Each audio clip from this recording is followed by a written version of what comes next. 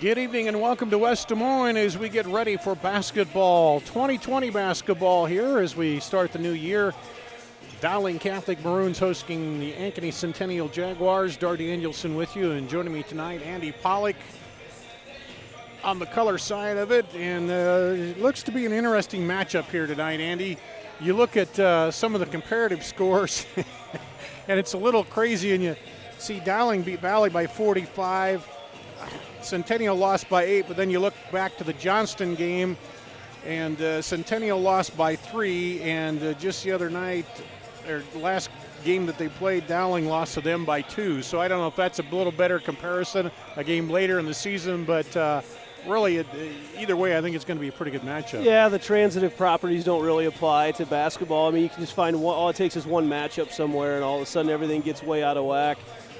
One person in particular can really take over a ball game, a hot hand that night, and Dowling was on fire the night that they stomped Valley. That was quite the. I would go and call that an outlier on the year. Dowling's got an incredibly talented team this year on both the girls and boys side, but a very talented team with Caitlyn Clark on the girls side. So they that night though was something special for Dowling. They haven't played a complete game like that in quite a while. And I know Valley will be changing their young. They lost one of their their leaders, a couple of their leaders there, and that's the thing here for Dowling coming in tonight. We know Caitlyn Clark. We've heard her name since she stepped on the floor as a freshman, and I think what they're building here toward the end of the season is finding those supporting casts that can get there and be with her so that they can be in the game, and then she can take them through to the end. And talking with Centennial coach Scott DeYoung, he calls Caitlyn Clark one of the best, if not the best, basketball player, girls basketball, that he's seen in his 30-plus years of coaching.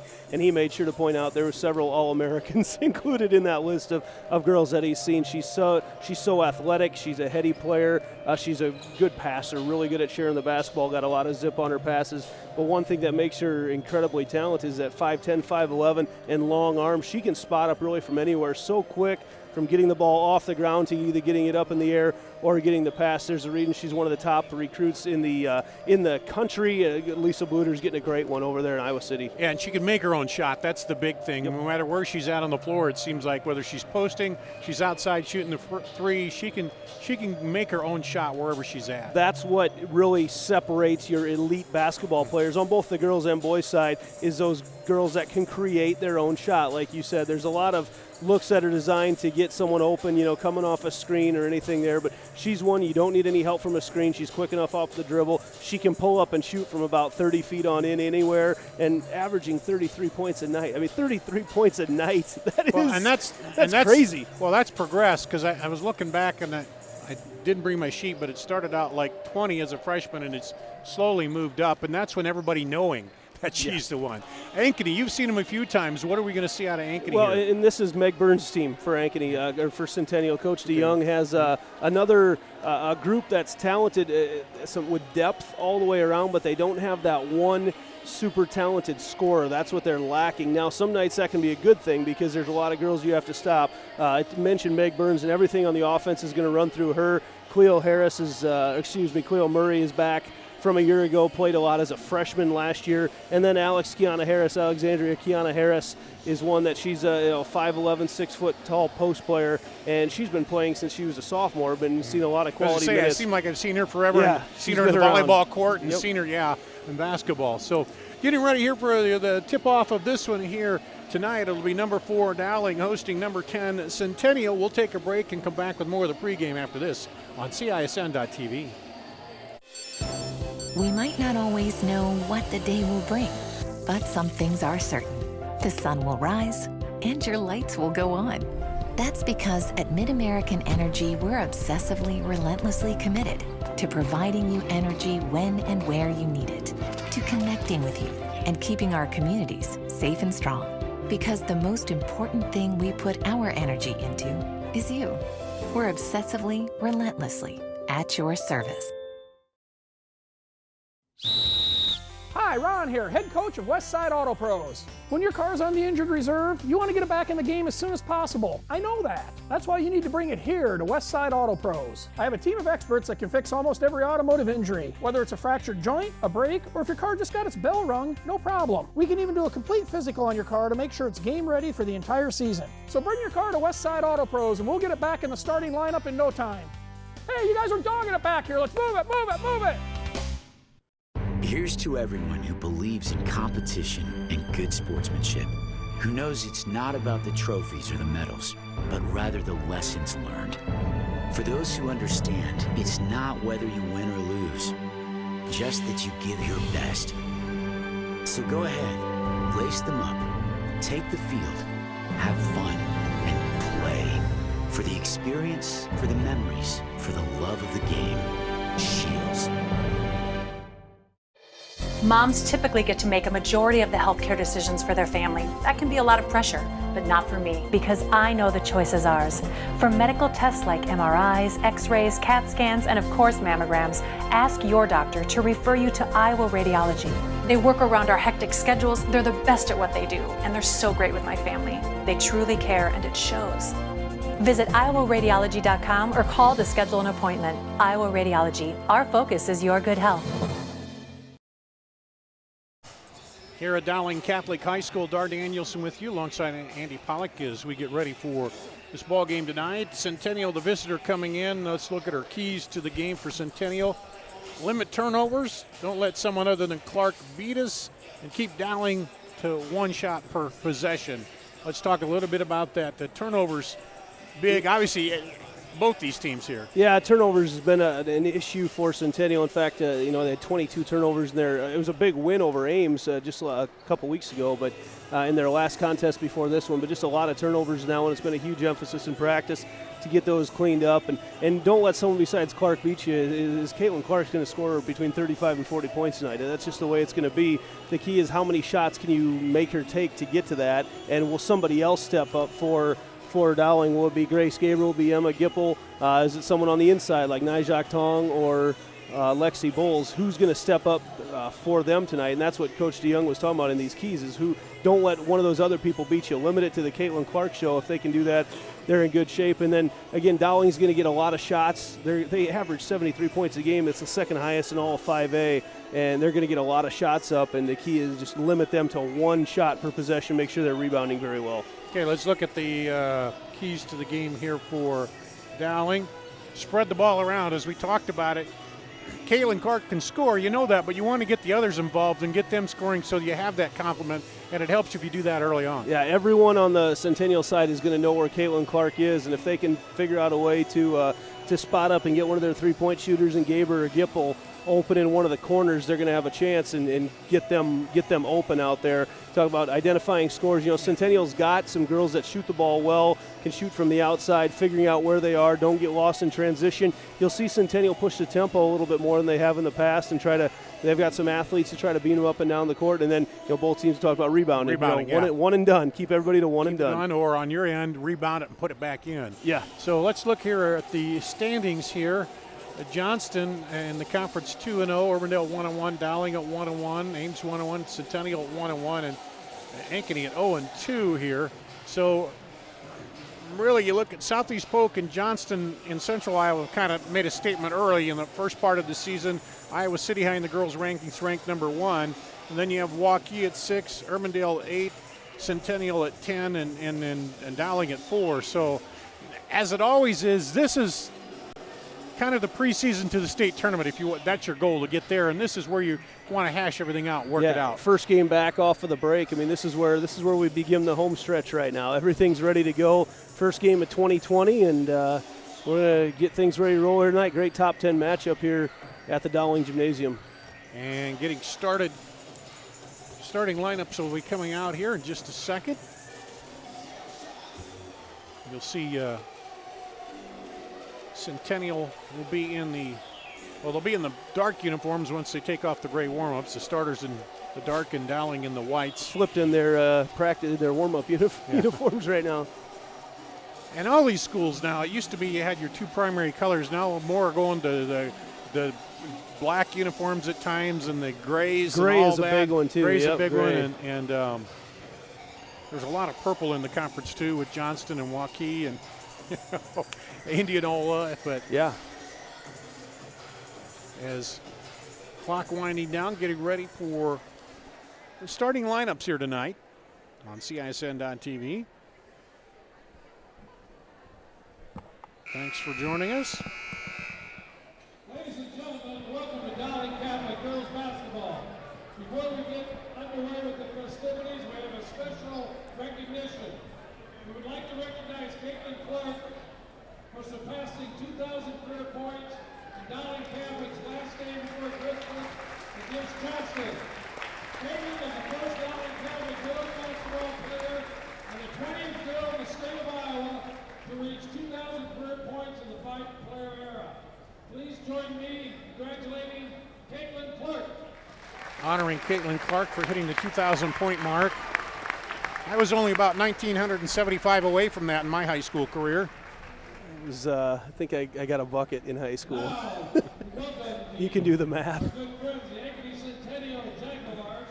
But before that, the officials, Dave Souther of Johnston. Well, I shouldn't say this, but the year after I graduated, they brought in the three-point line. If they had that, I would have averaged probably, you know, who knows how many more points. Kept you very limited, right? Yeah. Cleo Murray. The 5'10" sophomore, number 23, Emma Gipple.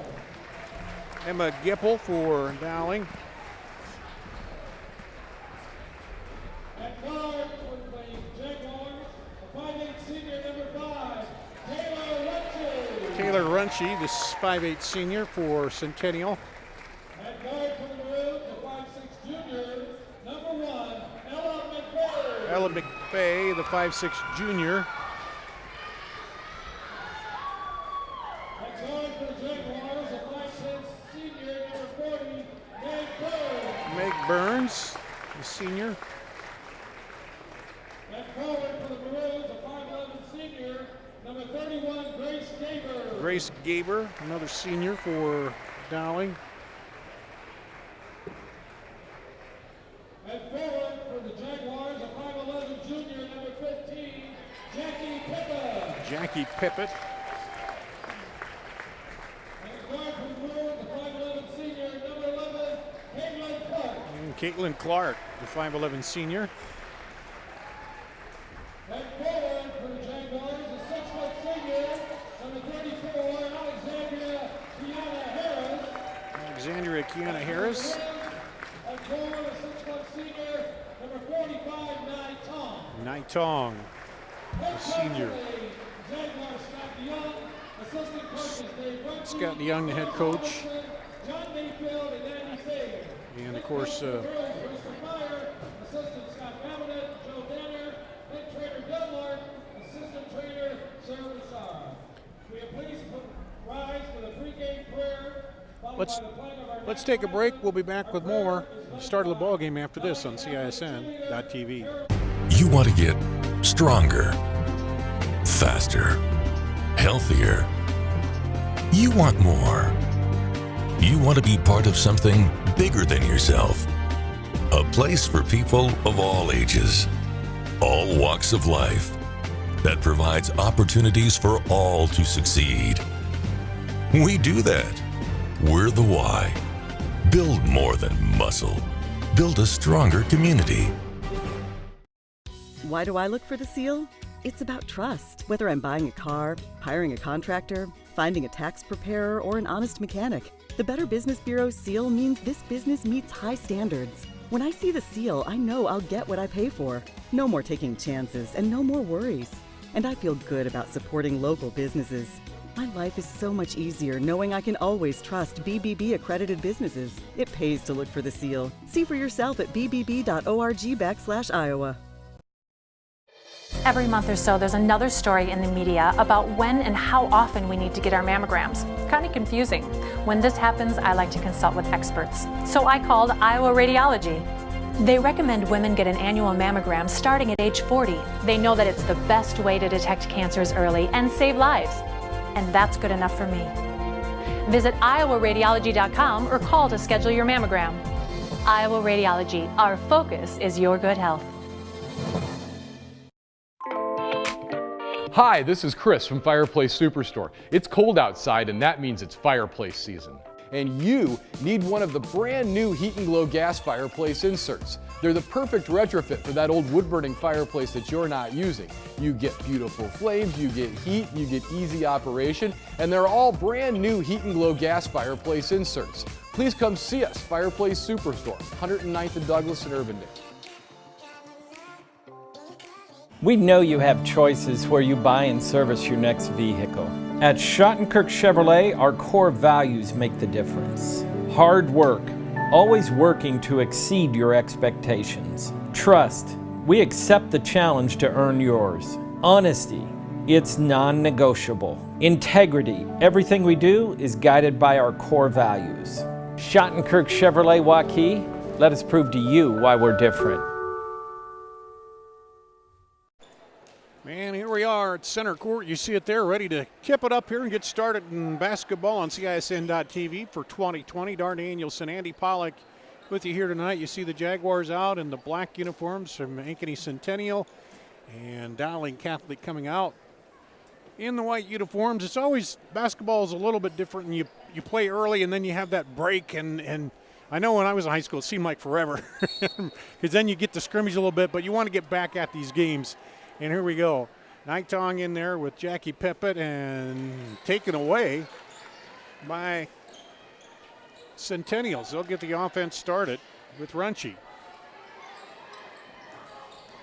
Dribbles in, scoop up and over the basket. Nightong knocks it away and keeps it alive there off the miss. Burns got herself too far under the basket, no angle to shoot from. Now here's Dowling working it up top. Clark looking to give her a screen, does. Down the lane, puts it up, and a foul will be called. I think that's going to go against Kiana Harris. Let's see. Nope. Runchie. Okay. Using Clark at the top of the key for a screen roll off, try to lose a defender on her and get her an open look. Instead, it ended up being with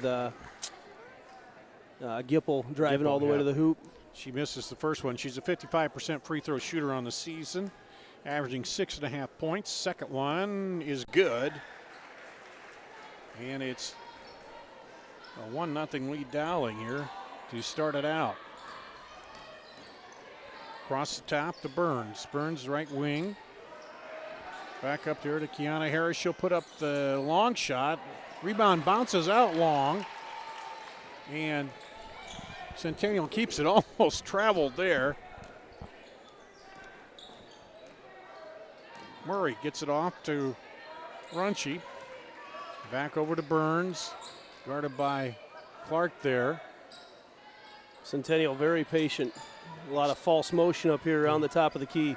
Man-to-man defense. You see Clark steps in there, taps it away, so they can get it in the backcourt. Bring it up high to Harris. Kiana Harris. Burns drives over.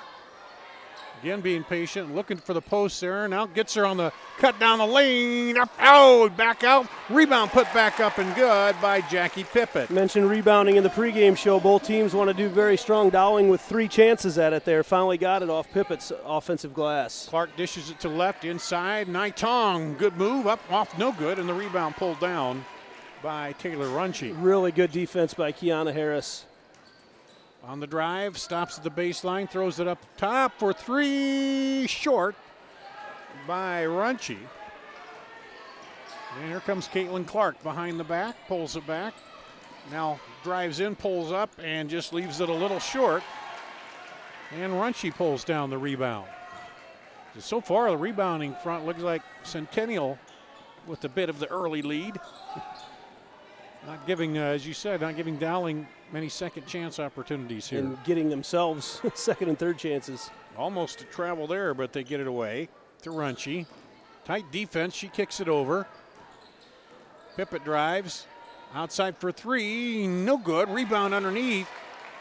Pippett now driving baseline, and she stepped on the baseline there because Tong did a good job of shutting that off. Yep, she used that baseline as a sixth defender on the court, and just a little bit of an extra nudge to keep her out of bounds. Centennial getting another offensive board there, Pippett, but they've got, with all the rotation, they have McVeigh on Pippett with a huge height advantage down low. Gaber gets it over to Clark. She's working that right wing and dribbles it off her foot. As good defense by Meg Burns. And Meg Burns is no stranger to defending Caitlyn Clark. It happens all summer in their summer league. She's done it all last year, probably 2 years ago as well.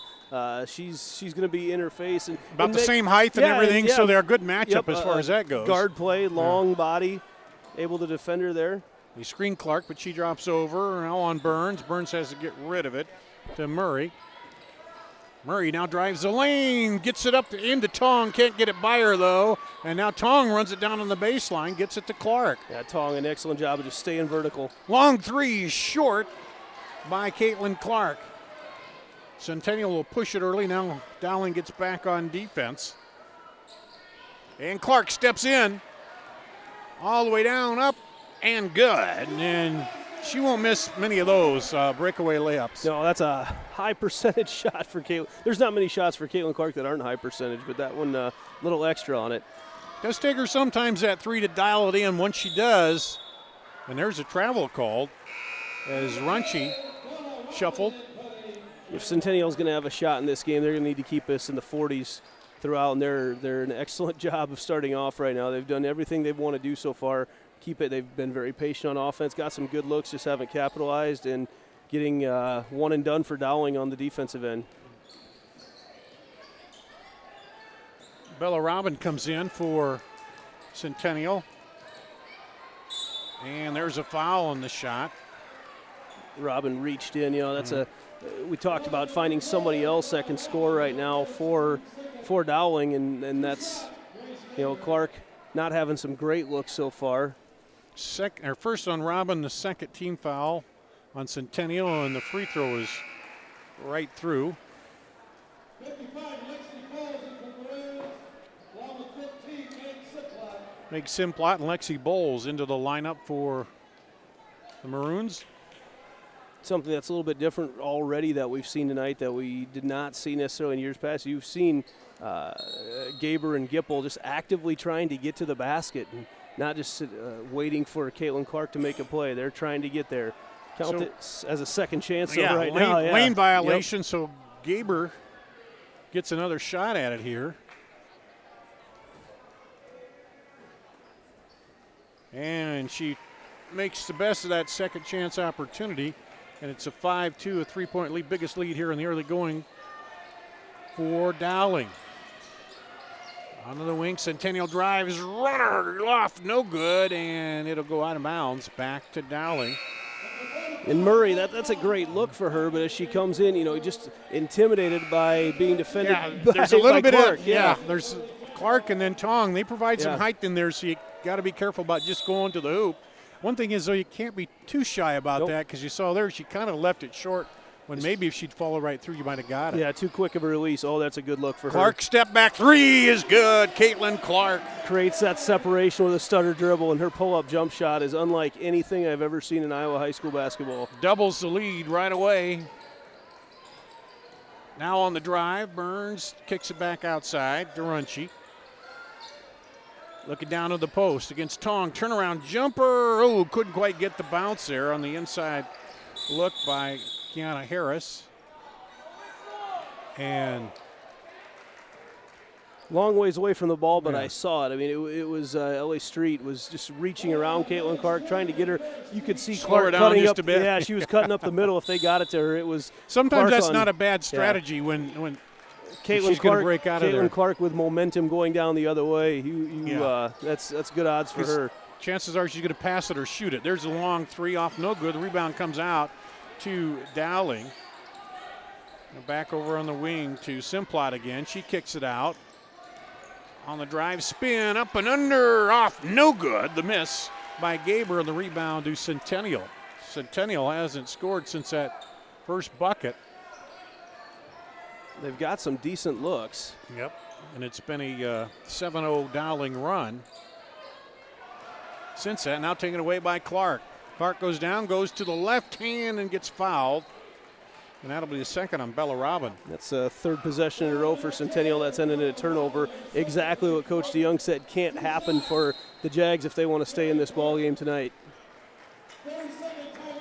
So we'll have a quick timeout here. Let's keep it right here. Early impressions of the ball game, Andy. Well, you notice, already brought it up, but Dowling's had, you can tell Gable and Gipper, they're actively trying to get to the basket, which is something we haven't seen out of them before. And I think that's causing some stress on the Centennial defense right now, as they're everyone's kind of having to shift, and it's getting all of the rotation of the defense, and it's left some girls open for shots. But, Caitlyn Clark has been getting it done on the defensive end of the court. She's got a couple steals so far, and that's what's led to some good offensive looks for Dowling, and that's what she's good at. And Centennial's been working it, and then a couple shots that haven't dropped. The thing with that is Clark can come down and boom, it's instant offense. Either she's going to shoot it or get the pass off, and that's the issue. Yeah, it doesn't take too long when she's got the ball in her hand. So Clark will step to the free throw line. She's hitting 79% on the season. Has a 2 and a 3. This would give her scoring from, there it is, the first one. So she's got a score from all points possible here on the floor. Coach DeYoung trying to get some rebounding back in there with Pippett checking back in the game. She got him a couple second chance opportunities earlier. Second free throw is good by Clark. And 8-point lead, and that stretches the run to 9 for Dowling since Centennial scored their only field goal. They really need a bucket this time down, get something going here. You just don't see much attacking of the hoop right now, and I know that's an emphasis for them. Clark and again. Clark with another steal. And, just leaves it short. Rebound put back up, no good, and pulled down by Burns. So we'll chalk that up to holiday rustiness there. Driving, there's a pass, and that's maybe where you pull up at that elbow and put that shot down, don't you think? Yep, and 5 possessions in a row that Centennial has yet to get a shot off. Turnovers, each one of them. You just don't give yourself much of a chance then. And Clark's been a big part of that. She forces the issue. Well, we talk about her offense, but she's good defensively, too. Quick hands, and quick hands. Rebounds.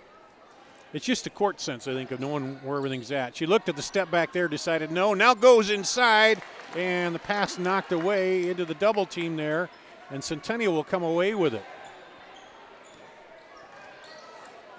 Down the floor, they'll pull it back. Street. Now baseline to Pippett. Street up top to Burns. They'll rotate it around. Everything for Centennial's offense is just taking play, 20, 25 feet from the hoop. Yeah, way out.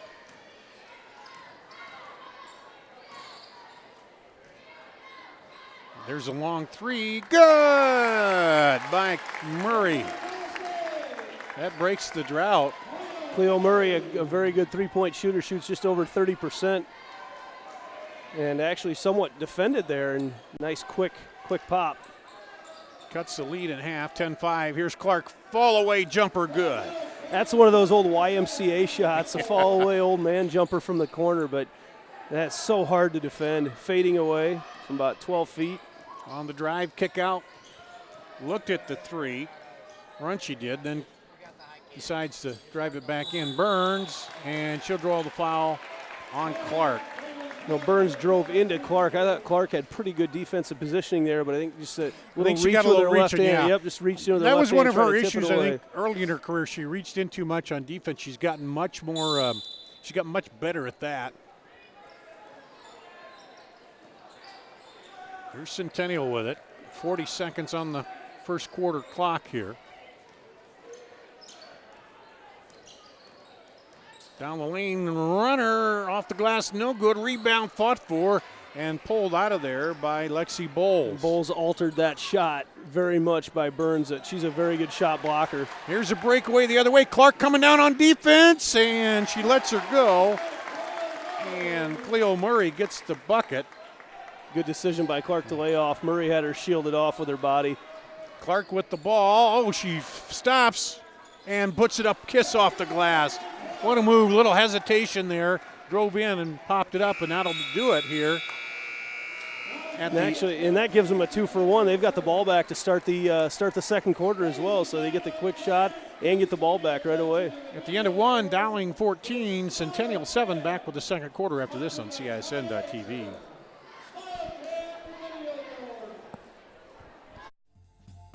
Central Bank, proud to be a long-standing Iowa tradition. Founded in 1887 in Storm Lake, we've grown over the years from that one location to a bank serving Northwest and Central Iowa, employing more than 200 people in the region. Being here and being from here, it makes Central Bankers unique in the banking world. Decisions are made here. Investments of our time and resources are made here. For us, banking is still about people. Our reverence for community and hard work speaks to a proud Iowa heritage. Our passion for small business to bold new directions forward for our bank and the Iowans we serve. Thank you for your support of Central Bank. Let's keep it going. Let's plan together. Let's execute for Iowa's small business, agricultural, and individual banking customers. Central Bank is ready to make it happen. Member FDIC. We're going to the second quarter. Dowling with the 14-7 lead over Ankeny Centennial. They'll take it in on the far side. They get it into Caitlyn Clark, Emma Gipple. Naitong comes up high to take it. Back to Clark, looking for the screen. She tried to roll in. Now Clark will pull up, free off, no good. Rebound going out long. Good job to save it. Naitong. And Dowling back to work down the lane, up and through the traffic. Oh, just bounces out of there, but a good drive by Gaber. Yeah, Gaber just not quite able to get it to fall. A little strong off the glass. Good move to the hole. Here's Centennial. Kick over. I'll drive in. Oh, off, no good. And Kiana Harris misses that one.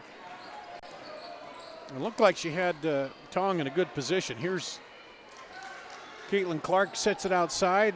Three, no good. Rebound, Tong scoops it up, no good. Rebound on the other side, the foul will be called. Second chance opportunity for the Maroons. Weren't able to get it to fall, but good positioning by Murray to keep him off the glass the second time. First on Gipple, second on Dowling here in the first half. We were talking about it in the break. The points have come so hard for Centennial here, and Dowling making it look just easy with Clark racing it up the floor. Now inside and a walk called on Kiana Harris. Yeah, she hopped into her initial move and brought both feet off the court. You know, she's someone that they need to figure out a way to get her some looks at the hoop right now. Tong and Bowles have really neutralized her so far tonight. If Centennial wants to figure out a way, this 7 points feels like a lot more at the moment right now. Yeah, it seems like Dowling should be up by 20 or something, doesn't it? But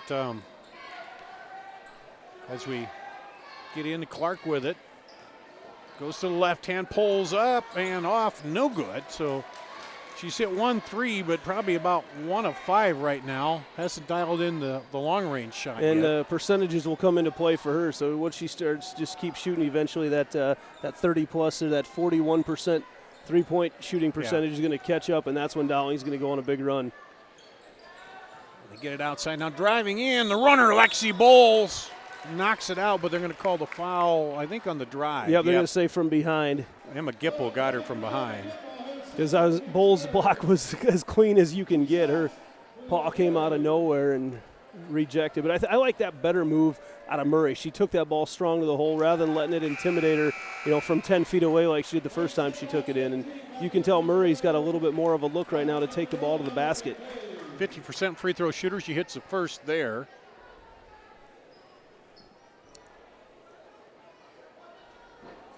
And we'll get another one. And gets them both. And Centennial gets on the board first here in the second quarter, cuts the lead down to 5.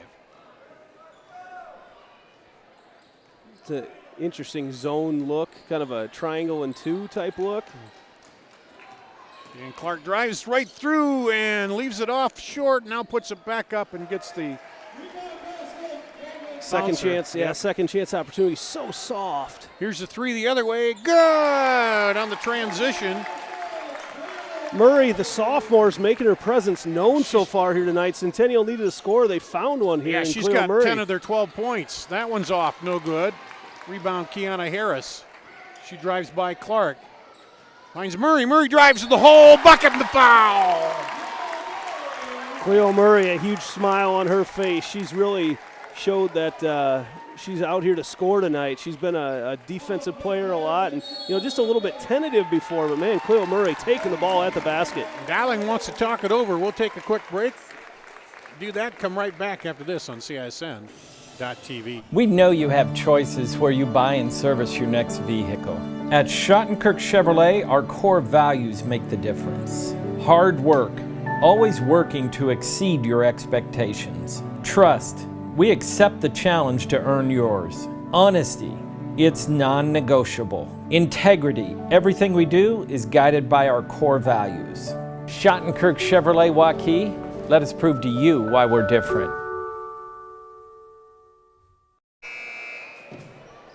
Back here at Dowling Catholic High School, and Cleo Murray has got 7 points here in the quarter, looking to go to number 8 and cut this lead. And the free throw comes out long, rebounded by Lexi Bowles, but a one-person comeback by Centennial, and now they get the rebound here and a chance to come down and tie it or take the lead here, Andy Pollock. Dowling's got pretty sloppy on offense here lately and just not getting good shots off. Into Kiana Harris. Turn around, tries to throw it across to Runchie.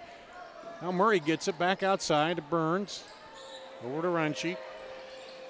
Kiana Harris comes up. She'll turn, shoot at the free throw line. No good, and then the foul will be called on Pippett, who grabbed there on the rebound. That's her first, the 5th on the team, so that'll come into play here. And 2 more fouls, and Dowling's in the bonus. But so far, they have been outscored 7-2 to start the second quarter. Back again is Gaber, now taken away. Yeah, we've seen a lot of turnovers now out of the Maroons. They've got to get the ball back in Caitlyn Clark's hands. Trying almost too much of an emphasis right now to let someone else be the scorer. Inside, blocked by Gaber. Out of bounds, it'll stay with Centennial, but yeah, I thought Pippett did a really nice job of getting her body there to catch it with her body to the hoop, but then Gaber able to slide right around and get all basketball and knock that out of bounds. Robin and Street coming back in for Centennial. Naitong back in for the Maroons. They try to run the play and try to go back inside. Naitong right there with the defense. She's been so good on defense for the Maroons. Long three, rolls out. Tong with the rebound. I think she's every phase of her game has improved from last year. She just makes things and happen. There's a three. Gaber makes them pay for that rebound. And Nijat Tong, she is making opportunities happen for the Maroons, and that's what freed that one up. Just so many second chance opportunities for Dowling. Lead back up to 5 for the Maroons. Runchie drives in, kicks it out.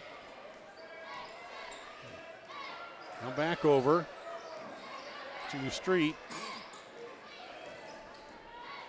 Just trying to shake that Dowling defense away, but it's been a struggle here when they get into their half-court set. They'll try a long shot. No good. Rebound battled for, and Robin and Street actually both had it before I was just going to say they both were fighting over it, and they end up losing it. Here's Clark on the drive, and she'll get the foul. Clark again, just that little stutter to the court and then took the move back to the boundary. And all it takes is that little head fake. Is so quick on the crossover, able to get herself a good look and nothing to do for the Jags but to foul her. Second personal on Ella Street. 16 foul here on Centennial. Lob it in the middle to Clark, and that's a great pass. Foul, yeah. That's an absolutely outstanding pass by Gipple. Well, that'll be the 7th foul, so it'll be they're going to be a 2-shot foul there.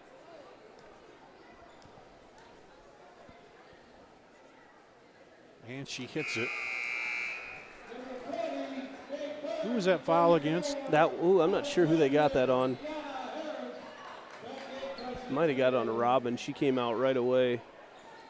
Didn't see any number flashed. Second free throw off, no good. And on the rebound, it'll stay with Dowling. Yeah, that was, I believe that was Clark fighting with Pippett for, was able to knock it off or out of bounds. Dowling will take it into their own basket. They got the lead back up to 6. And rebound to Centennial that time. And you see him come down the floor. Credit to Dowling right now. Centennial went on a little mini run, and just like that, it's back up. They got it down to 2, 1 point, I believe, at the time, but back up to a 6-point lead. It was down to 2. She down to 2. She missed the free throw. Missed that's the free right. throw. They would have cut it down, but. See, I think that's a shot Kiana Harris can take. There's a long shot for 3. Bounces out the cylinder, no good. Rebound comes down to Gipple. We'll see if Murray keeps taking those shots, because she's hit a couple so far this game, and we'll see if the youngster gets a little gun shy after missing a few now. And that's passed down on the baseline and a travel call. I was just saying, that's the thing about Clark. She'll miss some, but she knows a shooter keeps shooting. Yeah, how about the zip on that double skip pass? So to take yourself a little bit in the lane, takes it all the way from the top here, all the way down to the corner, gave a good look down to the corner. Got the entire defense having to rotate, kind of left Centennial scrambling, and Gipple takes it in, but it's almost like she hit some ice down there and went for a travel. Julia Moore into the lineup for Dowling now. There she is, and right away he comes in and gets the steal. Great defense off to Clark, and offensive foul called on Clark. I thought for a second they might get Murray blocking her from behind. Didn't even see that Meg Burns had slid in underneath as Clark was driving down. Great job, because Burns went over, forced the pass back, exactly what you want to do, make as many passes as possible, and then slid in and took the charge from Clark. Clark picks up her second. Dowling already in the 1-on-1 here. Centennial has 7 fouls. Can't overstate, though, the amount of turnovers that Centennial's had in this game. That was another one that led down to that run-out opportunity. Kiana Harris. Just really surprised she hasn't looked to take that shot more, but she's been cold tonight. Drive in, kick it out. Street drives, back out. And just thinking too much. Kiana Harris looked at it and then said no. If anything, it would help them kind of pull Tong out of the middle some more. But pull it out if you can hit that outside shot. But right now they can sag. And there's Burns, and that one is off. It'll go out to Dowling. Burns really yet to find the range so far tonight, which is understandable. She's had Caitlyn Clark defending her most of the time. And they're playing man-to-man, but they're allowed to sag so much, it's almost like a man zone in a way. They're sagging off they really so far. are. Yep, just making them shoot from the outside, and then Centennial shot up a lot of threes, and we'll see. I'm not sure Coach DeYoung's philosophy wants them to keep shooting those. Those are the best looks they're going to get with Tong and Bowles protecting the middle for Dowling. And Murray heated up to start the second quarter. Has all their points in the second quarter, but hasn't hit it here lately. There's a good block from behind, but Tong right there to pick it up and put it in. So we've got we got blood. All right. Knight Tong gets on the board there. Yeah, Tong has been, fun to watch her play. You know, we've seen her the last couple of years, not necessarily featured, but more of a come off the bench. And she's always made stuff happen, but she's really, that coordination is really, she's really grown into her body right now. Strength, and she's very been good control. More active on the offensive end. Still need a little work there, I think, but defensively has really picked it up too. But she has really intimidated Centennial from taking the ball into the inside tonight. And hasn't given many second chances either when it comes off that basket. Here's the drive by Street. Now kicks it back outside Runchie. As they're looking to get something going, Murray. Over to Runchie. Gets a screen from Harris. Now back over, but they're just playing again outside, way outside the basket as we go under a minute. Drive and kick for 3, no good. Rebound, Naitong with the rebound. And here's Dowling. Caitlyn Clark out of the lineup. Let's see what they do here. Well, they're not going to wait. They're going to shoot it. And the 3 comes out. Rebound long, but it's rebounded by Lizzie Strom. And there's a 3, no good. Man, they just cannot buy one, but they did get the rebound. Back over, and the foul that time, Naitong. Really quick move by Strom. She kind of gave the fake to the left. It got Tong off balance, then took it at her, gives her a chance at the free throw line. But Centennial's a 42% free throw or 3-point shooting team. That's really good. from three-point land, and tonight they cannot find that range, and they've had good looks too. Strom misses the free throw. She was 75% coming in. We'll get one more here.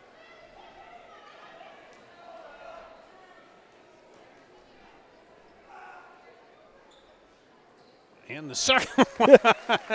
Man, that had a weird spin and it hung on there and went ball, down. I think, just sat there. And Clark down, and she'll draw the foul. So good, so good. It just uses her body as she go down to shield off the defender. The only way they can alter that shot is to go through her. And just great body control. Almost got it to fall. And there's 15th point for Clark on the night. As Burns will come back in. A little rebounding there. The final 4.7.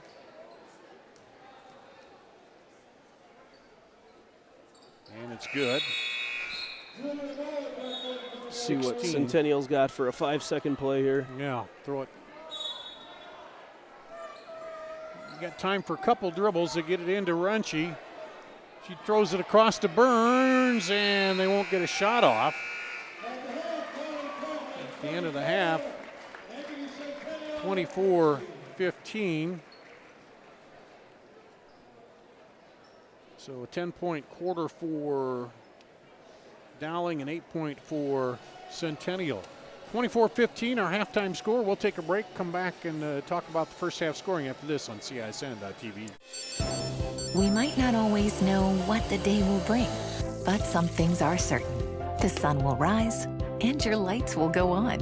That's because at MidAmerican Energy, we're obsessively, relentlessly committed to providing you energy when and where you need it, to connecting with you and keeping our communities safe and strong.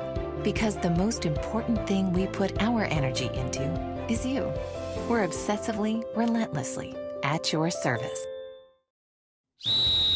Hi, Ron here, head coach of Westside Auto Pros. When your car's on the injured reserve, you want to get it back in the game as soon as possible. I know that. That's why you need to bring it here to Westside Auto Pros. I have a team of experts that can fix almost every automotive injury. Whether it's a fractured joint, a brake, or if your car just got its bell rung, no problem. We can even do a complete physical on your car to make sure it's game ready for the entire season. So bring your car to Westside Auto Pros and we'll get it back in the starting lineup in no time. Hey, you guys are dogging it back here. Let's move it, move it, move it. Here's to everyone who believes in competition and good sportsmanship, who knows it's not about the trophies or the medals, but rather the lessons learned. For those who understand, it's not whether you win or lose, just that you give your best. So go ahead, lace them up, take the field, have fun, and play. For the experience, for the memories, for the love of the game. Shields. Moms typically get to make a majority of the healthcare decisions for their family. That can be a lot of pressure, but not for me, because I know the choice is ours. For medical tests like MRIs, X-rays, CAT scans, and of course mammograms, ask your doctor to refer you to Iowa Radiology. They work around our hectic schedules, they're the best at what they do, and they're so great with my family. They truly care, and it shows. Visit iowaradiology.com or call to schedule an appointment. Iowa Radiology, our focus is your good health. Back here at Dowling Catholic High School on CISN.TV, 24-15, Dowling leading Ankeny Centennial. Dart Danielson with it. Joining us is Centennial Activities Director Scott Garbus. How you doing, sir? Good. How are you doing this evening? Have a good break? Yes, it was fantastic. It's kind of one of those things you get started with the winter sports and then the break, and then you kind of get everything ramped back up again, don't you? And then now it goes to the end of the winter season. It's just crazy. Crazy, yeah. Crazy busy. Basketball, wrestling, what else? We have boys bowling, swimming. Yep. It's bowling. Bowling, yeah. So you got a little bit of everything. Yeah, our bowlers last night were at Great Escape, and our boys got a nice win over Southeast Polk last night, so it was a good win for them. The girls here now, looking at it, it seemed like it should be a larger margin, but they're hanging in there. Just a little trouble scoring here tonight, aren't they? Our girls play really tough defense and are just fundamentally sound, and they'll just keep coming after you. So you never know what's going to happen. And the boys team, they're off to a really good start, too. Yeah, the aren't boys they? have had a fantastic year. They have worked so hard in the offseason and done a great job. Bob Fontana and his staff has really taken these kids and done a really great job with them, and really looking forward to the end of the year for both of these boys and girls teams and what they're capable of. I think both teams really got a shot to see some tournament action at the end of the year. So yeah, you never know. It's kind of building as you get hot toward the end of the season, and you keep working on things. We were talking about that, especially in this area. You have so many good teams, and it's hard sometimes to get those wins, but you're sharpening yourself as you move forward, aren't you? And Coach DeYoung and his staff, they just continually get better all year long. So I feel good about where both the teams are at, and I know they'll continue to get better throughout the year. But you are right, this CIML conference is just stacked each and every year. Dowling boys and girls just have great teams. So every night you get on the court in the CIML, you're going to have a battle on your hands. And the wrestling team, how have they been doing so far? They're doing great. They're up in Rochester right now at the Clash tournament, and very, very tough tournament. There's teams from Hawaii, Illinois, Wisconsin. They're all over the place. So they're up there in Rochester this evening and tomorrow competing in that wrestling tournament. So a lot going on. Did you get any chance, though, you get a chance just to shut the gym down and go home and take it easy for a little bit for the holidays? Well, I had Christmas Eve, Christmas Day off, New Year's Day, and New Year's Eve off. So other than that, that sounds like a radio schedule. I know. Broadcast schedule. It is completely. But it's fun because you got a lot of things going on and a lot of kids, and they come out, and it's fun to see them get out there and go at it, isn't it? Yeah, we have a bunch of great kids. I love, being the activities director at Ankeny Centennial High School. We got a great administrative team, great students, great student athletes. It's a fun environment, and they make it fun to come to work every day. One thing before, maybe a little hot stove football stuff, but there's a lot of talk about the playoffs, and that came up at the end of the season. Yeah. Any thoughts on that and what might happen with that? Or well, I'm not for sure what's going to happen. I always say to everybody, I'm like, hey, we're going to get what we get, and then we're going to go play football. No matter what happens, we're going to be playing football this next fall, and it'll be, up to the powers that be that make the decisions, and all we can do is go out there and try to put as good a product and prepare our kids as well as we can for the beginning of the football season. And again, around this area in football, you got a lot of great football teams. Dowling being one of those. They're kind of good, I think. Yeah, they're right. They're not too bad. Won a couple state championships. And then you've seen it, though, Ankeny. You've seen it with the growth and how a lot of these schools, Waukee, Johnson, are growing, and then some of the other ones, I could see the Mason Cities and the others where it's smaller, and and it's trying to find that match and get it right, and it's hard to find that perfect formula, isn't it? I think a lot of the states, contiguous states to Iowa, have really gone to a classification system where the largest and smallest school in each classification are no more than about double the size. So, and I think we're pretty close in Iowa. 4A's maybe a little bit different just because of Valley being so much larger than a lot of schools. But there's never 30% of the people are going to be mad, 30% aren't going to care. I know. 30% of them, hey, this is the greatest thing ever. And it's always, it gives you something to talk about. Expand the playoffs, keep the playoffs the same, and all that. But it's something good to talk about. Well, it's good to see is back into the winter action. The sports, it's fun. People come out and gives you something to do when it's cold. So far, it hasn't been too cold. But we've had great weather. You get to come over and see the teams play and that. So it's good. We appreciate you taking a little time to join us here. Thank you for having me. Look forward to see how this game comes out. Look forward to seeing the boys' game too. Yes. Here. Well, thank you so much for everything Central Iowa Sports Network does. We appreciate you guys highlighting our kids in the CIML, and we appreciate it. So thank you. And Andy and I will both say we appreciate you dealing with Paul Yeager throughout the season. We know that's not an easy issue to deal with. So we really appreciate you doing that. No worries, anytime. All right. Scott Garbus, the activities director for Ankeny Centennial. We'll take a break. Come back with more after this on CISN.TV. Hi, this is Chris from Fireplace Superstore. It's cold outside, and that means it's fireplace season. And you need one of the brand new Heat and Glow gas fireplace inserts. They're the perfect retrofit for that old wood-burning fireplace that you're not using. You get beautiful flames, you get heat, you get easy operation, and they're all brand new Heat and Glow gas fireplace inserts. Please come see us, Fireplace Superstore, 109th and Douglas in Urbandale. We know you have choices where you buy and service your next vehicle. At Schottenkirk Chevrolet, our core values make the difference. Hard work, always working to exceed your expectations. Trust, we accept the challenge to earn yours. Honesty, it's non-negotiable. Integrity, everything we do is guided by our core values. Schottenkirk Chevrolet Waukee, let us prove to you why we're different.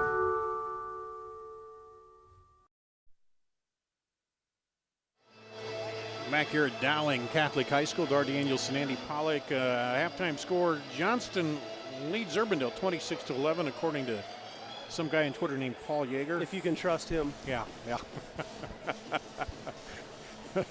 But anyway, so let's talk about Scott DeYoung in the locker room. What was he telling to his team there? I think it's a lot of the same stuff that you talked about in the pregame, and that, first of all, get on the boards. They got, when they hold Dowling to one and done, they've got a chance getting down there. It's when Tong's able to keep it alive, when Clark's able to sneak in and get an offensive board. Dowling's been very good on the secondary glass. Dowling came out the start of that second quarter and just a little slow getting things going there, and Coach, you didn't want to see that. You want to come out and get started right away. Yeah, they were able to hit a couple shots too. Centennial was able to hit a couple shots at the beginning of that quarter to figure their way back into it. And I think he's going to tell them to keep attacking. For Dowling, I really like the game plan that Coach Meyer had from the get-go. And you saw some other girls trying to take the ball at the basket. Gipple, Gaber, really see them attacking the basketball. And Clark's shots are going to start to fall for them. The key is, can Clark keep that run going right now? Once she hits a couple, can she stay hot? Or if you're Centennial, how soon can you force a couple turnovers when she goes up for that shot? For Dowling, Clark had 16, 5 for Gaber, 2 for Tong, and 1 for Gipple in that first half. 12 for Cleo Murray for Centennial, 2 for Jackie Pippett, 1 for Lizzie Strom. They swing it over to Runchi for 3. Good! That's the way they want to start. Yeah, no hesitation for Taylor when she caught the ball in the corner. I have a feeling coming out, that's what Coach DeYoung said. Keep shooting the basketball. Don't hesitate. Catch it and shoot it in rhythm, and that's what she was able to do. Now Dowling backs it in. Clark will come up, take it up top. Guarded by Burns. Is Centennial in the man-to-man, now lobs it over to the side for 3, no good. Tong tears the rebound down, and a jump ball will be called as she's tied up there by Pippett. Tong, with her long arms, was able to get up over the top of Harris and rip that ball away and get another opportunity for Dowling. They're going to change it to a foul. The guy down low said there was a foul on Pippett. He called on Pippett, okay, interesting. And now, warning for Coach DeYoung. I think maybe a warning for a few fans up there too. Because they came out and the top official said jump, and then the guy down low came out and said no, it was a foul. And they probably got it right. Yeah. It's just when you see that overturn, that's tough on a coach to see that nice move. Grace Gaber drives it in there. That's her 7th point of the ball game. Now inside to Kiana Harris, and they call her for 3 seconds in the lane. Yeah, as soon as she got down there, she camped out right away. And I was just about to comment on that was the closest to the hoop that she's caught the ball so far this game. And the first time they tried to post her up like that inside. Tong's done a nice job of keeping her away from the basket. Oh, what a ball handling. And there's a 3. Look at Clark creating. I mean, right to McVeigh in the corner, but Clark, that behind-the-back dribble, snuck it through 4 hands back there, and that's what able to free up McVeigh for that shot. Lead goes up to 11, the biggest lead of the game here for Dowling. About 30 seconds ago, Centennial had it down to 6, just like that. There's Burns for 3. Oh, almost got the kiss off the glass from the side. Let's see, Friday night, about 7 o'clock, no bank open right now. Now, you bankers don't work at this time of night, do you? There's a foul on Cleo Murray, her first, and second of the half, rather, here, and timeout called. We'll take a break. Come back after this on CISN.TV. Why do I look for the seal? It's about trust. Whether I'm buying a car, hiring a contractor, finding a tax preparer, or an honest mechanic, the Better Business Bureau seal means this business meets high standards. When I see the seal, I know I'll get what I pay for. No more taking chances and no more worries. And I feel good about supporting local businesses. My life is so much easier knowing I can always trust BBB accredited businesses. It pays to look for the seal. See for yourself at bbb.org/Iowa.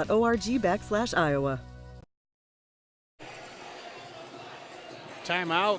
You see the huddle there for Centennial. They're trying to figure out how to get some offense going, basically, Andy. Andy Pollock with Dart Danielson here. And they got it down there. They tried to work it into the post, but got the 3-second call the first time down. So that maybe give you a little look at the strategy. Try to get it inside and maybe out first on their offense. Yeah, we'll see what the adjustment is here after the timeout, because that was all Dowling coming out of the break. You know, you saw a quick shot. You saw Centennial take 3 quick 3-pointers. I think that's what they were told, to keep shooting right there, but they did not there. They did. They just weren't able to get them to fall, and now Dowling comes down, and they're able to not get a few buckets and make it happen. They got the first one, which looked good, but then they missed the next two. So here comes Dowling with it. Caitlyn Clark off to Naitong. Back into Clark, and she shuffled her feet that time. Good job by Runchi, and Burns come up on defensively. Yeah, caught them all in the middle of 3 defenders, and just really nothing to do with it. Oh, here comes Centennial in the dark uniforms. Crossover, gets her open for 3 and just off, and Tong gets the rebound. Off the miss by Murray. Murray came out hot to start the second quarter. And now a drive by Clark misses. Here's Runchi. She looks to break it out, but Dowling has a couple players back. They got back quickly on defense that time. Burns lobs it down on the post. Back up and over to Murray. Now inside to Kiana Harris. She goes, nice pass in there, but another turnover. But yeah, I don't think Pippett was quite ready for it. Here's Clark, pull up for 3, no good. Rebound comes off to Burns. Everyone's gone cold right now. And well, Clark hit a 3 in the first quarter, but she just hasn't found the range here since then. And I know, having seen her several times, once she does get heated up, but there's a foul there. Yeah, you keep waiting for the Caitlyn Clark run. You know, she gets so many quiet points throughout the course of a game, and she's yet to have that long run of her own so far. Ella McVeigh on the foul. There's a 3 by Centennial. Meg Burns. Yep. A lot of 3-point shots by Centennial tonight. 29, and there's an over and back. Yeah, a little frustration right there by the Maroons, but just kind of no one really paying attention to where the basketball is going, some miscommunication of who's going to set up and run the offense. Pippett forced that. And over to Murray. She comes across. Burns now looking. Looks like they're trying to post up a little more down low. They're trying to figure out a way to get it down to either Pippett or Harris. Kiana Harris up top. She'll put up the 3, leave her wide open, and missed it.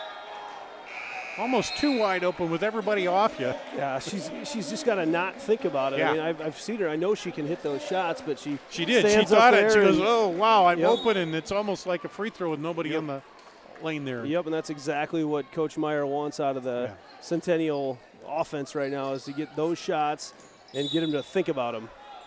And Burns called for the foul. Almost saw a little arm push there by Clark. Subtle enough that she's not going to get called for that, and she's been able to get away with that for a long time. Just, you never see the full extension. You see a little bit, just enough, and she doesn't need much separation. Third team foul here on Centennial.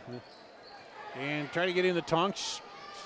Stumbles for a bit, gets it outside for 3. And then credit Tong for that again. I mean, they get the ball into her and draws a lot of attention right there from the defense, able to kick it out to Gaber for a wide open look. On the drive, on the baseline, Kiana Harris turns against Tong, leaves a little short, gets the rebound, put back up, and Tong will be called for the foul. You like to see that aggressiveness, don't you, out of Harris? And Harris, to her credit, has not stopped looking to get the ball in the basket. She's a good shooter, a good offensive player. I know she's been under the weather this week, but not able to find the range so far tonight. Come out with a lot more fire in her so far in the second half. Looking to score more as well. This is the first free throw, 46% free throw shooter on the season. Looking for her first point tonight. Averaging just about 9. She hits that one. Yeah, Tong's done an excellent job. She's just altered so many shots, and that time, pretty clean block. Gets a little bit of hand on just the last little bit of follow through. Halfway now through the third quarter. Clark with it. Gets it off over there. Rodriguez now outside. Gaber. Look for Tong posting inside. And she traveled. You just see that part of the game, though, for Tong. Just more aggressive going after and trying to get offensive looks. Draws a lot of attention from the Centennial defense. 10-point deficit as Centennial brings it into the front court. Knocked away by Clark. And she coolly takes it up against the defender and puts it in. Yeah, we saw that in the first half, too. Her quick hands creating her defense, creating offensive looks. And in the half court tonight, Centennial's done a pretty good job on Caitlyn Clark, but she gets those looks, and you're not stopping her there. Missed the three, and then it'll be kicked out by Dowling. Ellis Street able to find her way down there and really no one around her for the offensive glass. But I think that's the situation. She can take that ball back up. We don't need that extra pass. Yeah. Get thinking too much about getting blocked. Out into Murray off to Burns. She pulls up in the lane and gets the shot to go. Yeah, switches over to the left hand as she goes up in the air and able to sneak it just around Bowles in there. Another really good shot blocker for Dowling. Clark for three rattles out. Bowles falls down as does Robin, but they play on here. Incidental, play on. And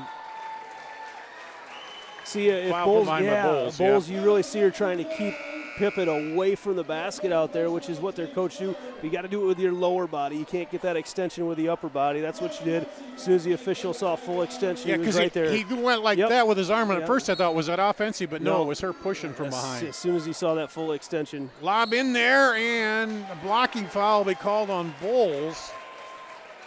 Bowles just one more step will get her feet over there. She just got caught in a bad position.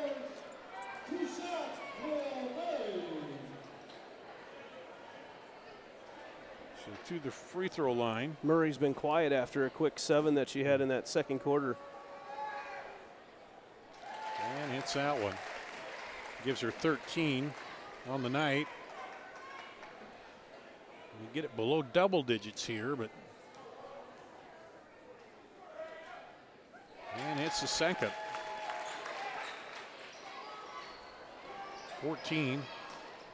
Kicked it out for 3, no good. Rebound, knocked around. Murray kept it alive. Now poked out of there by Dowling. Moore into Clark. Runner no good. Slapped out, but it comes out long to Dowling. Robin giving up a lot of height to Bowles in there. Tries to kick it out to her own teammate. Murray knocked it loose for a second. And now still rattling around there. Ping pong match here. They were all over Rodriguez. Dowling comes away. Now they try to go inside, and quick hands there by Pippett. Sloppy possession, and that's how it ends. There's Clark, wide open layup for Clark. We mentioned not seeing much of her in the half-court game tonight, that she just stays patient, eventually finds herself a wide open layup. Murray driving. Kicks it back out to Robin. Now Runchy and Street. They go inside, around, up and off the glass. Gets great body control by Pippett. I didn't really think she was under control and able to get it just off enough, and then a turnover. She'll put up the 3, no good. Rebound comes off to Clark. That was a big opportunity miss there. Down, and they strip Clark from behind. Yeah, that was Murray, yeah. That was a clean block there. She goes down the lane, and the blocking foul is called. Murray's starting to heat up again. I think that'll go against Gaber. Rodriguez, actually. I didn't see it. 31 or 13? Yeah, it was Gaber. 31. 31. Yep, 31. Yeah, just sloppy right now for Dowling. Meyer's going to get them together Coach and calm Meyer them wants down. a timeout. We'll take a break too here on CISN.TV. Hi, Ron here, head coach of Westside Auto Pros. When your car's on the injured reserve, you want to get it back in the game as soon as possible. I know that. That's why you need to bring it here to Westside Auto Pros. I have a team of experts that can fix almost every automotive injury, whether it's a fractured joint, a brake, or if your car just got its bell rung, no problem. We can even do a complete physical on your car to make sure it's game ready for the entire season. So bring your car to Westside Auto Pros and we'll get it back in the starting lineup in no time. Hey, you guys are dogging it back here. Let's move it, move it, move it. And a timeout here. You see Centennial talking over strategy there. Darnaniel Sandy Pollock. A little bit of a mini run here. They got it back down to 8 with the ball, and things have gotten kind of sloppy out there right now on both sides. Yeah, I really thought Dowling, a good timeout by Coach Meyer, because they just need to figure out a way, get the ball back, get it under control. They've been pretty good in their half-court set tonight and been playing kind of helter-skelter lately, and really not getting good shots off, or sometimes not even shots in general. So they just kind of settle back down, get back in, and run the offense if you're them. And, you know, part of it is Centennial's kind of ratcheted up the defensive Yeah, they've been pressure trying to. right yeah, now, they've been trying to pick it up, pick the speed up a little bit, and not give the uncontested shots to Dowling. And so Centennial, you see them there, inbound on their own basket. Bounce pass inside. Out to Burns. She looked at the three against Clark, decided to drive, pulls up, throws it up. Kind of a wild shot there. Good board by Clark. Clark behind the back, has it stripped away though. And it'll be jump ball. Ultimate possession will stay with Dowling. That's one of the most awkward jump balls you see, because Pippett's you're holding onto the ball behind her back while Bowles has it. She's and trying to rip it away. About 6 sets of hands on the ball. Lob into Clark. She'll pull up for three. Good! Yeah, that's a great look for Caitlyn Clark. And in street, just no time to recover. Clark kind of looking around, doesn't even have to go off the dribble. And that's just not up and smooth. Not the look Centennial wants to see, because when she starts finding that groove there, you could see several in a row. It doesn't take much space for Caitlyn Clark to get that shot off. Robin inside, up and good by Pippett. Pippett with a couple buckets here in this third quarter. Clark looked at the three. Centennial crowd wanted to travel, but she got the quick pass off. Lob inside the Bowles. Bowles draws the foul from Pippett. Good position. Bowles got the ball, was able to catch it down nice and close to the hoop, and able to work her way around. Really no choice for Pippett but to foul her. 14 foul there. And Bowles hits it.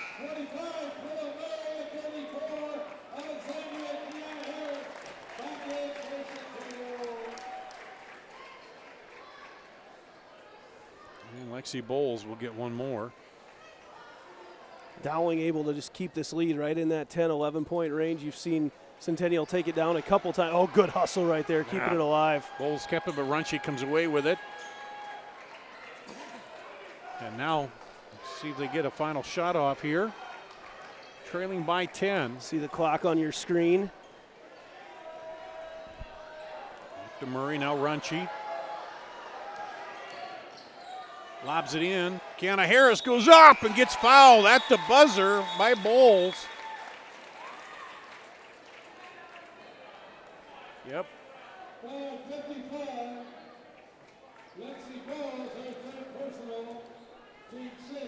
Third personal on Bowles, the 16th foul on Dowling. I think they're going to add some time to the clock. Todd Crandall down there screwing things up, as always, on the clock here at Dowling. So got to fix his mistakes. In fact, I talked to him the other night. He said, just try not to point out any of my mistakes on the air. And that assures you that I will point out your mistake on the air. Point three they had. I can't give him too much grief for letting the last point three run off. Kiana Harris, she's 1 of 2 from the line tonight. Oh! Just missed that one. I think the referee was about to give it a 5 count on the edge of the hoop there. Hung up there. She'll get another one. And off, no good, and that'll end the quarter with Dowling up 40-30. We'll come back with the final period after this on CISN.TV. Central Bank, proud to be a long-standing Iowa tradition. Founded in 1887 in Storm Lake, we've grown over the years from that one location to a bank serving Northwest and Central Iowa, employing more than 200 people in the region. Being here and being from here, it makes Central Bankers unique in the banking world. Decisions are made here. Investments of our time and resources are made here. For us, banking is still about people. Our reverence for community and hard work speaks to a proud Iowa heritage.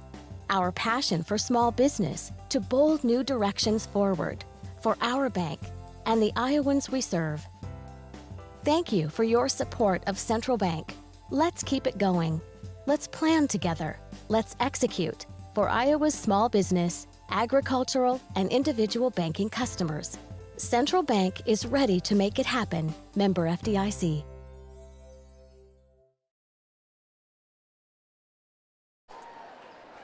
We'll go to the fourth quarter. Dowling's lead 40-30. Outscored Centennial 16-15 in that third quarter. Centennial, Andy Pollock has made a few runs at it here. Cut it down, but they just unable to get on a sustained run to get it back even or take a lead. Every time they do a big play made by the Maroons and just not able to, Centennial not able to get over the hump. Really, it's been quite an even game from the first quarter when it was a 14-7 lead. Kiana Harris down the lane, misses it as Tong again altering that shot. She does. And here comes Clark. McVeigh over. Looking for Tong inside. These post players have really kind of X'd each other out tonight. There's just not much on the offensive end out of either. I mean, done a good job of keeping things alive. But McVeigh rattles one down the hole for three. It's almost like she set that ball in the basket from out here, just over the top of Murray's outstretched arms. Their second three of the night for 6 points. Murray, runner in the lane, no good. Tong with the rebound. They get those running jump shots. She's had a few looks at those, but not able to get them to fall. It's not an easy shot to make. Again, Tong on the inside, they're well aware of her presence. And there's kind of a wild shot thrown up by Gipple under pressure, and rebound comes off. Down to Murray quickly, takes it to the hole. Dowling not getting back on defense. Murray just kind of able to sneak around everybody, and Runchie peeks down, sees her sneaking behind. I almost thought she lost the angle, but able to come in with a right hand off the glass from the left side. One of the first times they've done that down the floor. There's a three, the answer by Gaber for three. And you mentioned early in the game about can someone else besides Clark beat Dowling or beat Centennial. And so far we've seen them lately here hit some nice shots from the outside. Murray three is short. And it'll go back to Dowling. You know, Clark, not a career night for her by any means, but she's had her teammates step up, and not necessarily one in particular, but just hitting some big shots at big moments. And that high bounce, she kept with it though. McVeigh for three, good! McVeigh heating up. Ella McVeigh with her third three, second here in the fourth quarter. That's what's going to need to happen for Dowling to be able to make a run this year, a deep run. They're making it to the state tournament. This is their year, they think, and with a talent like Caitlyn Clark, why wouldn't it be? But if Ella McVeigh can hit those types of shots, they're going to be a very tough out. Pippett on the drive, no good. Rebound comes off to Dowling. Gipple. And now here's Clark. It's amazing how fast this game went from an 8-point lead to a 17-point lead. McVeigh again. This time it rolls out. And a look at scramble. Tong comes away with it, and Clark was trying to call a timeout while Tong had it down there. And they finally do get the timeout. And no one really had control. Yeah. Eventually, when someone got control, they granted them the timeout. Yeah, it's 30-second timeout, so we'll keep it right here. And talk quickly about the boys matchup coming up next. That should be a pretty good one here too, with Dowling coming in at 5-1, Centennial at 6-0. So that's going to be a good back and forth battle. Yeah, I expect that, and that I think both coaches would agree that game has the potential to get very ugly. I think you're looking at a game probably in the 40s tonight. Maybe I think the winner, probably first to 50, wins that ball game tonight. So it's that's, in fact, I'd say that's the only chance that Dowling has if they can keep the score down there. Centennial's probably got some better offensive weapons, but Coach Centennial. I would not have believed you if you would have told me with 5 minutes to go that Caitlyn Clark would have only had 23 points and Dowling would have led by 17. That's good credit to her teammates tonight stepping up. Yeah, there's a foul, but by Dowling. That'll go against Gaber. It's a little thing that happened in that blowout against Valley. They were so far ahead, and they took Clark out for a little bit, and you don't want to keep shooting when you're leading that much, you know. And here's the free throw by Burns. And I think she'd be happy if she didn't score as more, if the others scored and they won more. You know, because I think at this point she's established her credentials, and having to be the leading scorer doesn't mean a whole lot. That state title, I think, is what it's time for some team she's accolades. looking for. The whole Dowling team is looking for here. No doubt. Good look out again. For three, no good. Rattles around, rebound, put back up, no good. Battled for it in there. Now knocked around again. Talking about getting physical, it's a little bit under there. McVeigh finally comes away with it. Well, that rotation completely takes away the defensive angle. They get the shot from the corner, and now Dowling's there for the offensive glass. Bullet past McVeigh on the baseline. It's not there. She gets it back out to Gipple. And now Dowling can afford to take a little time off the clock if they want, and that time they throw it away. Taking away those passing angles. The margin for error for Centennial is getting smaller and smaller right now if they want to dig their way back into this game. Yeah, coming up on halfway through the fourth quarter now. No more wasted possessions for them. Burns with it. Crosses over McVeigh in there. Oh, tried to get it through the lane, but stepping through there is Gipple. Yeah, Gipple drops down from her spot on the top of the zone, drops down, takes it away. Just saw the penetration coming, and great recognition on defense. Here's Clark. Drives in. Offensive foul, I think, against Clark. The second offensive foul of the night on Clark. Clark thought she got a little body from behind, but just driving right in, just so quick. I'm not even sure how she gets that shot up off the dribble. Such a low dribble and able to get it up off the glass. That's her third personal, 8th team foul now. And there's another one. Street looking to create some offense. Well, there are 9 fouls here on Dowling, so if they can, attack and get some fouls, there's a chance to come back at the line, but we'll see what they do. Free throw rattles out. You got to hit the free throws too when you get them. Shooting woes tonight for Centennial. And a lot of that has to do with the play, Nia Tong, just what she's done to alter shots down below, but then, they've got a lot of good looks from outside and haven't been able to get them to fall, and that's really kind of carried over as she makes that free throw, but really kind of carried over to the free throw line as well. Pippett hits a second free throw. She's got 7 on the night. Here comes Dowling. Clark posts up down there, gets it. Now kicks it out to McVeigh, and they'll reset it. Looking for Clark, got the hand up, looking for the post, but Street was leaning on her. McVeigh against Murray. Now into Clark, and she'll draw the foul. They're saying, the strategy here is Clark, if they want to keep me from touching the ball up top, well, that's the talent she's got at 5'11". She's able to post up. If they want to cover her with a guard, post her up and let someone like Street or Robin, let someone like that cover her defender down low. Bella Robbins' 4th as Clark gets her first point of the fourth quarter. She's got 24, averaging 33.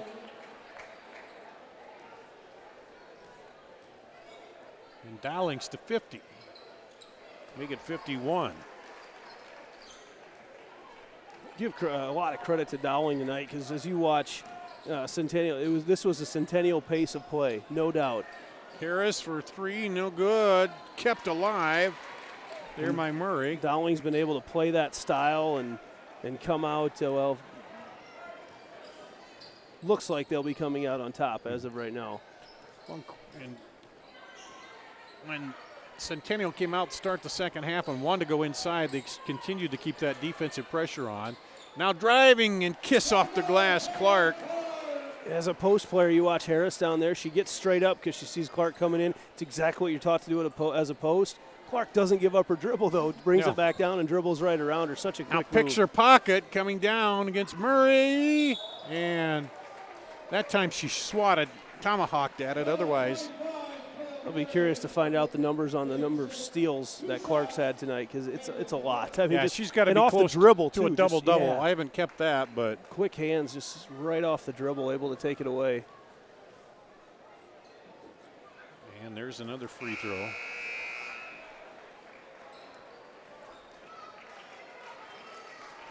She shot 72 free throws coming into this one.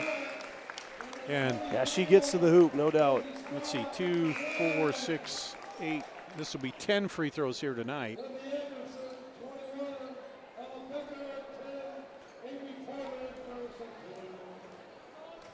One of those things, second free throw, good. Her outside shot, the threes weren't quite falling for her here, but she finds a way to then take it to the hole and get the free throws. Well, and part of it is it's not uncommon for Caitlyn Clark to have half the points in a night. In fact, it happens quite frequently, and she's right around there tonight. But I mean, you saw in key situations, Ella McVeigh stepping up, 3 3-pointers, and Grace Gaber has 13. Yep. So nice job by the other Maroons to step up tonight. A lot of substitutions in there now, with it to a 20-point ball game.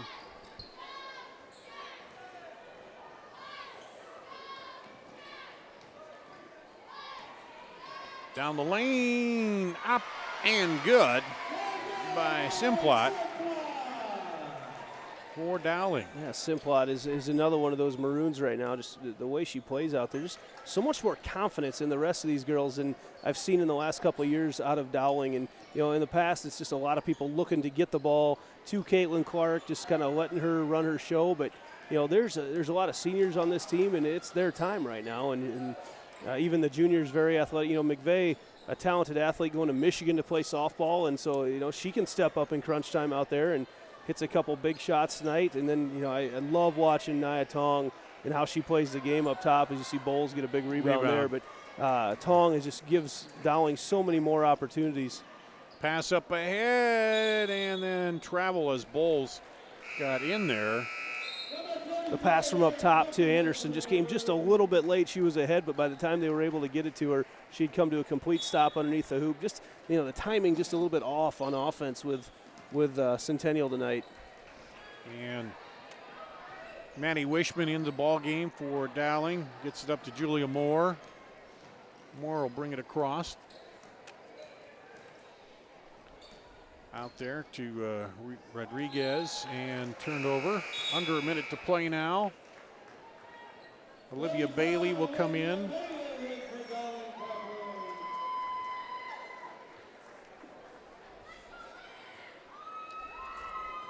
And for Centennial, McKenna Clark is in there. Also Lizzie Strom back in.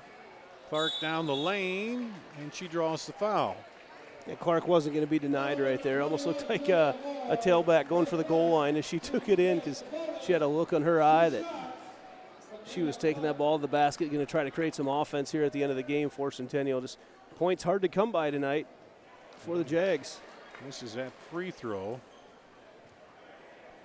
She's shooting 83% from the line, 5 of 6. Missed that one, though.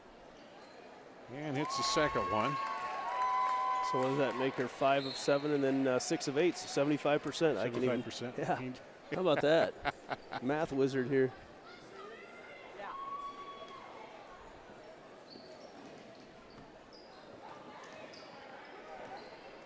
And a little pressure there. Put on by Avery Porter. On the drive, up, no good. Rebound knocked around, and it'll go off of Strom, out of bounds.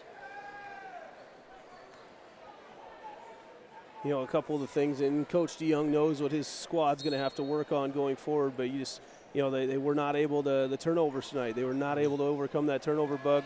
We don't have the numbers up here, but we're in the neighborhood of probably 17 or so for the Jags, and Dowling got a lot of opportunities as well on the glass, and one of those things they knew what they had to do coming in and just not quite able to capitalize on it.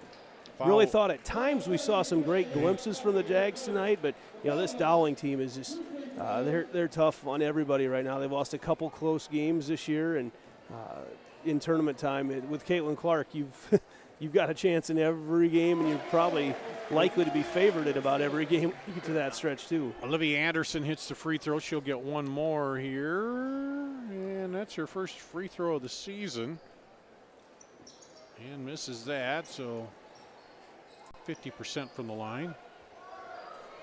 I can do that math. And Dowling will go to 6-3. Centennial will fall to even 4-4. There's a foul underneath. Yeah, I think he's saying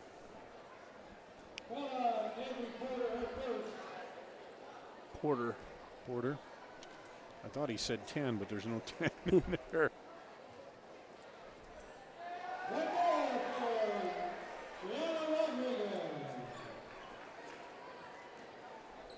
Rodriguez with the bucket, or the free throw rather. And gets the other one.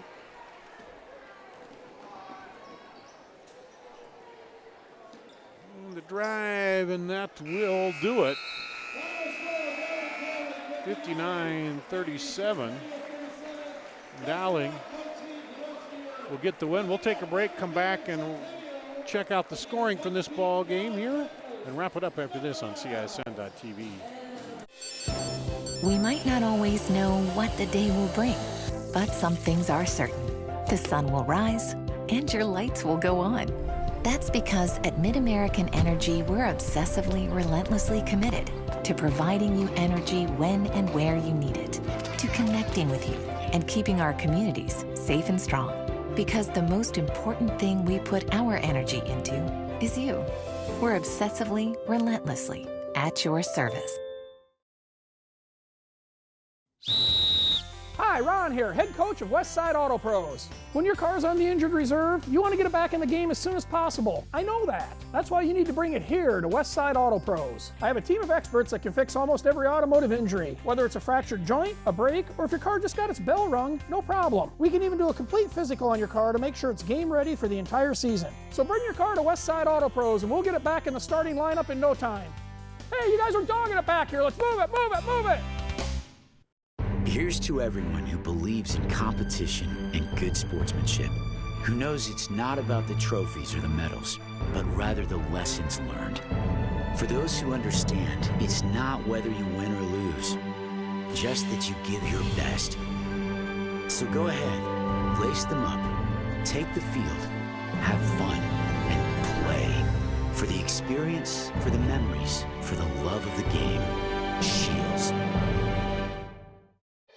Moms typically get to make a majority of the healthcare decisions for their family. That can be a lot of pressure, but not for me, because I know the choice is ours. For medical tests like MRIs, X-rays, CAT scans, and of course mammograms, ask your doctor to refer you to Iowa Radiology. They work around our hectic schedules, they're the best at what they do, and they're so great with my family. They truly care, and it shows. Visit iowaradiology.com or call to schedule an appointment. Iowa Radiology, our focus is your good health. Back here at Dowling Catholic, Darn Danielson with you as Dowling wins tonight over Centennial 59-37. Run down the scoring for you. First for Centennial, Cleo Murray led the Jaguars 16, 7 each for Meg Burns and Jackie Pippett. Then 3 for Taylor Runshie and a point apiece for Kiana Harris, Alexandria Kiana Harris, Lizzie Strom, McKenna Clark, and Olivia Anderson. For Dowling, Caitlyn Clark, 29. She averages 33, so right about that. 13 for Grace Gaber, 9 for Ella McVeigh, 1 for Emma Gipple, 2 each for Meg Simplot, Nai Tong, and Brianna Rodriguez, and 1 for Lexi Bowles. It was 14-7 Dowling after 1, 24-15 at the half, 40-30 in the third period, and then a 19-point fourth quarter for Dowling. They extend the lead out to 59-37. The final here tonight. Dart Danielson, Andy Pollock with this one, and Centennial had some opportunities, some coming back, just needed to find that scoring. At times they looked tentative shooting the shot too there. Especially early, I thought tonight. Yeah. They looked very tentative shooting the ball. Came out third quarter a little more aggressive as far as looking to get to the basket. But, just Dowling, and we haven't said this about them in the past, but they come at you with a lot of weapons. And that's what they did tonight. And that makes the Maroons a pretty good ball club this year. And, the other thing about Dowling, not to be overstated or understated, the defense that they played tonight. I mean, they forced Centennial into, become an outside shooting team. And Centennial, while they shoot decent percentage from the outside, that's not where they're the most comfortable. And some of that tentativeness was inside, as you said. Nai Tong in there, Lexi Bowles, they, played a good defense in there. Grace Gaber, Emma Gipple, they all kind of got the hands up when Centennial was able to get it inside and did not give them an uncontested shot inside. Yeah, just altered a lot of shots, and even when they weren't altering shots, they were altering shots by their presence in there. So the final here, it'll 59-37. Dowling goes to 7-2 on the season and opens up the new year with a win. It's Centennial falls to 500 at 4-4 on the season. Coming up next, it'll be Dowling 5-1 taking on undefeated Centennial at 6-0. Should be a good one. We'll take a break. Be back in just a little bit with that one here on CISN.TV. You want to get stronger, faster, healthier. You want more. You want to be part of something bigger than yourself. A place for people of all ages, all walks of life, that provides opportunities for all to succeed. We do that. We're the why. Build more than muscle. Build a stronger community. Why do I look for the seal? It's about trust. Whether I'm buying a car, hiring a contractor, finding a tax preparer, or an honest mechanic, the Better Business Bureau seal means this business meets high standards. When I see the seal, I know I'll get what I pay for. No more taking chances and no more worries. And I feel good about supporting local businesses. My life is so much easier knowing I can always trust BBB accredited businesses. It pays to look for the seal. See for yourself at bbb.org/Iowa.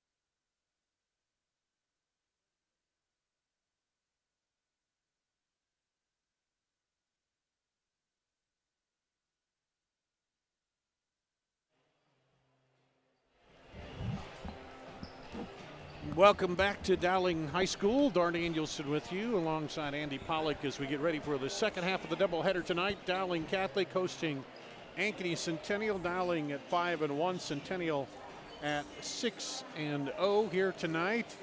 And Dowling, some good balanced scoring across the line. Same thing with Centennial. Numbers a little bit. They've got 3 guys right now sitting in double figures. Dowling with 1 in doubles and 2 pretty close there, or 3, I guess, around 9. So both these teams look to be pretty balanced offensively. Yeah, and the difference tonight will be in the story is on the Centennial side of the floor. When they've got the ball on offense, how Dowling can defend them. I mean, the play of Jerron Cruz for Centennial has been outstanding so far this year.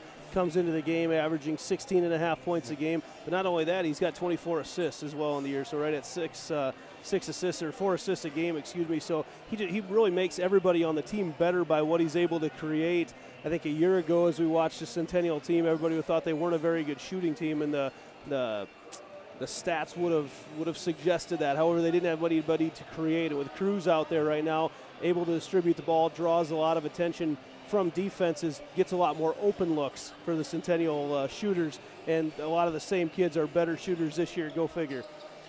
And then we talked about it toward the start of the basketball season for the football players getting back into basketball shape. That should be about rounded into where they want to be basketball-wise, isn't it? Yeah, I promise. There was a lot of conditioning drills over the break for a lot of these teams, and both these teams known for gritty, tough kids, tough players, not just on the basketball court, in a lot of sports. So I expect to see a lot of that tonight. I think you're going to see a very physical game. Dowling's defense is outstanding. They do such a good job on defense. They know where the shooters are, but just fundamentally wise, just do a great job of not fouling and getting their bodies in position. And they've got length down low too. You got Riggs down low, that a nice rim protector as well. So.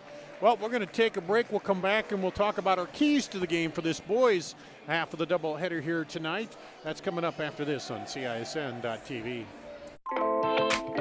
Hi, this is Chris from Fireplace Superstore. It's cold outside, and that means it's fireplace season.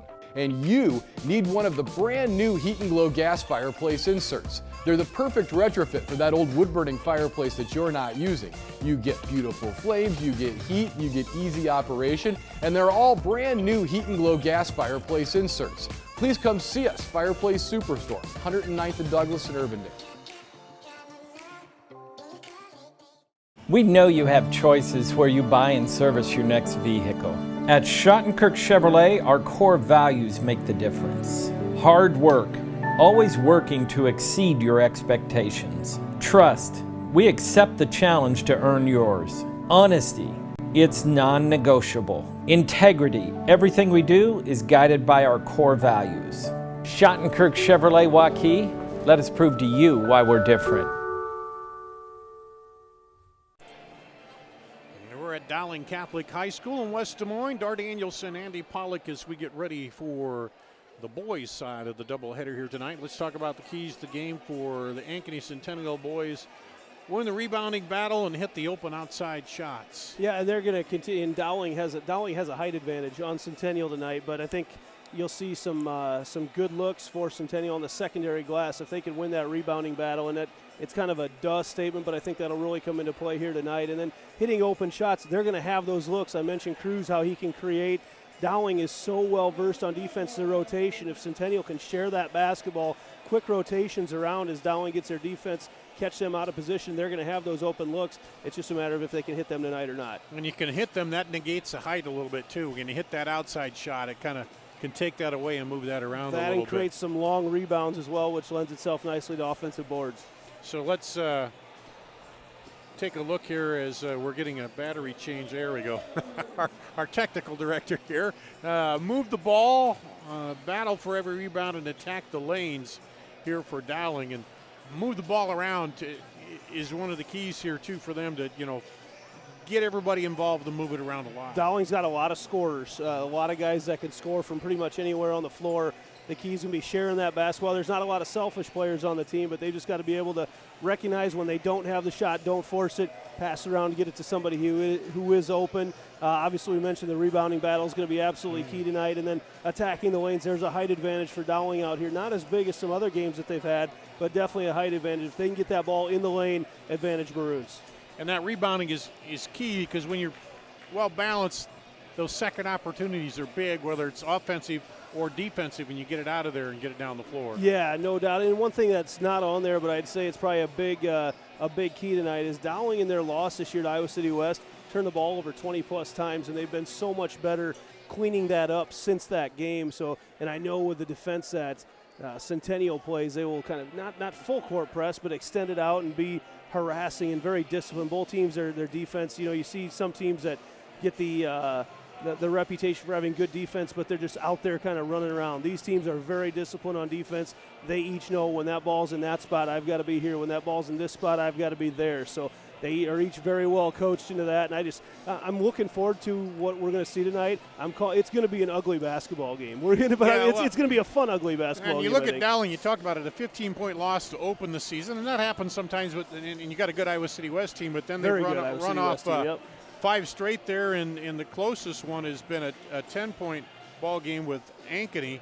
Then for Centennial, they've kind of run it off here pretty good. The closest one was that 8-point loss to Valley. That was a tight ball game. Or 8-point win over Valley. Or 8-point win, 8-point win, over Valley. And that was a tight through, and they finished that one off and got the win there. So, and the last couple have been, the last two was a 21-point win and then a 24-point win. So they haven't been tested here really in the 17, the last 3 games, they haven't really had a tight or close ball game to be tested in here. So getting ready for the starting lineups tonight.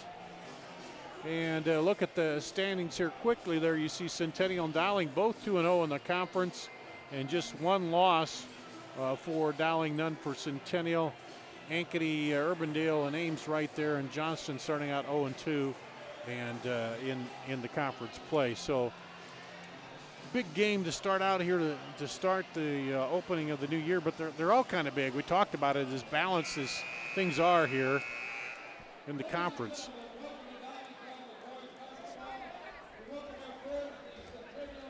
And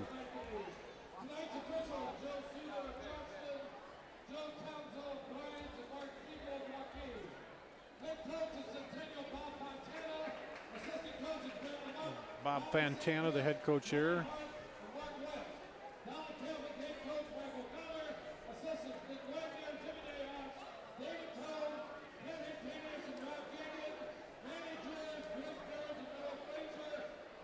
You see the starting lineups. Introduce them here in just a minute.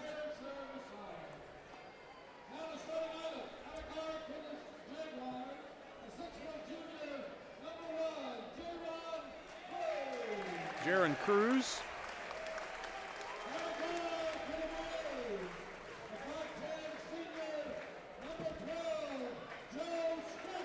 Joe Stracco for Dowling.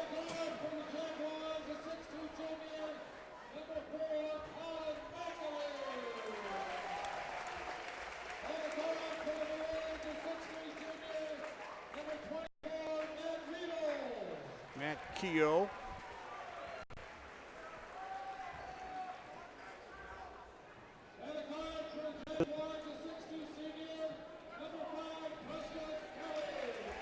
Preston Kelling for Centennial. Matt Riedel, I should say.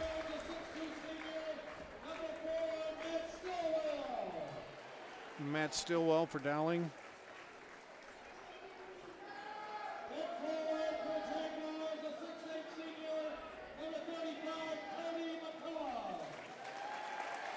Cody McCullough.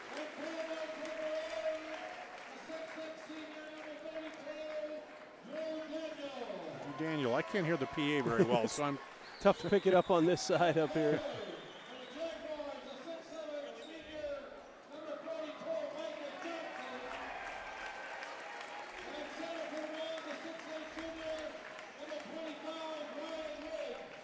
Micah Johnson and then Ryan Riggs.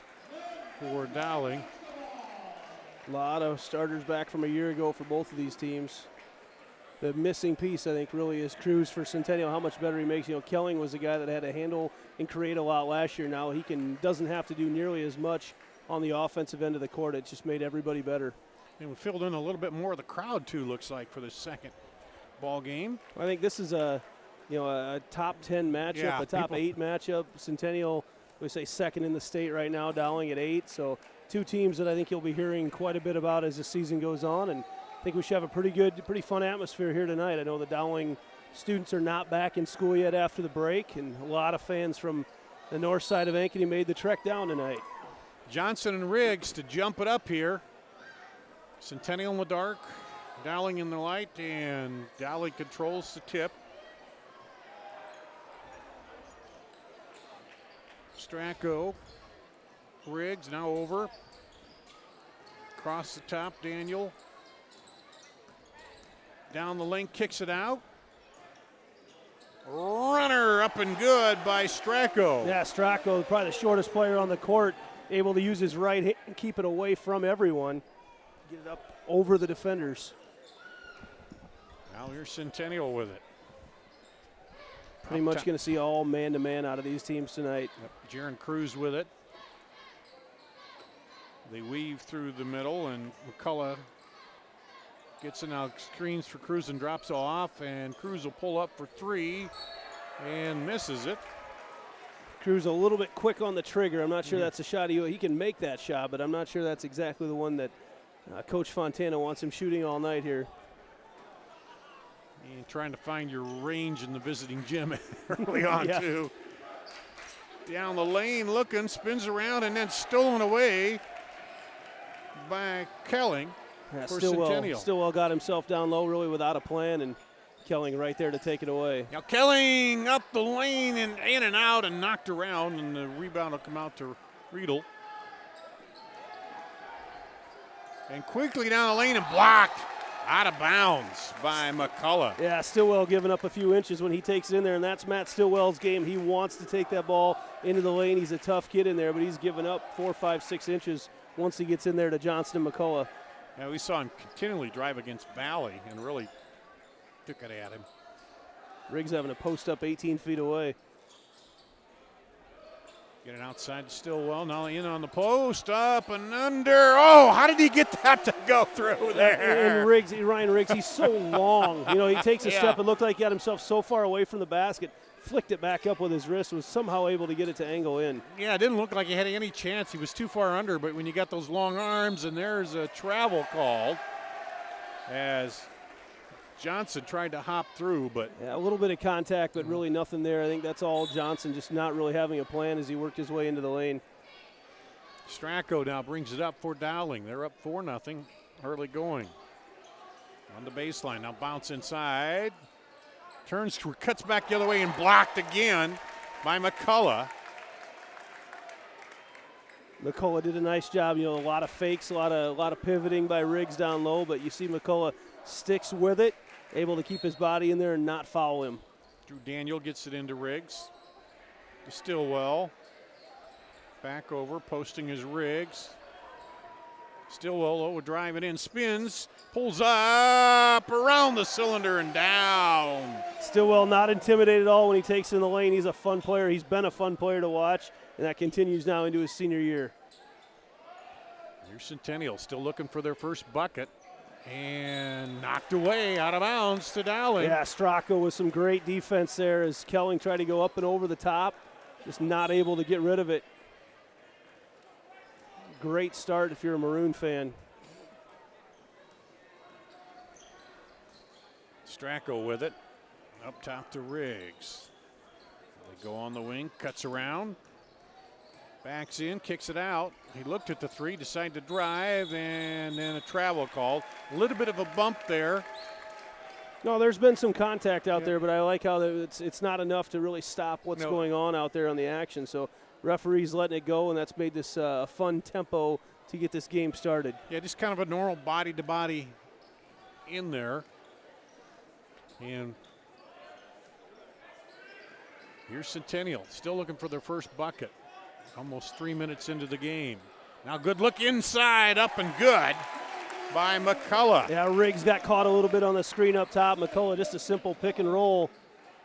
McCullough, that's one of the most basic plays in basketball, but still so effective in 2020.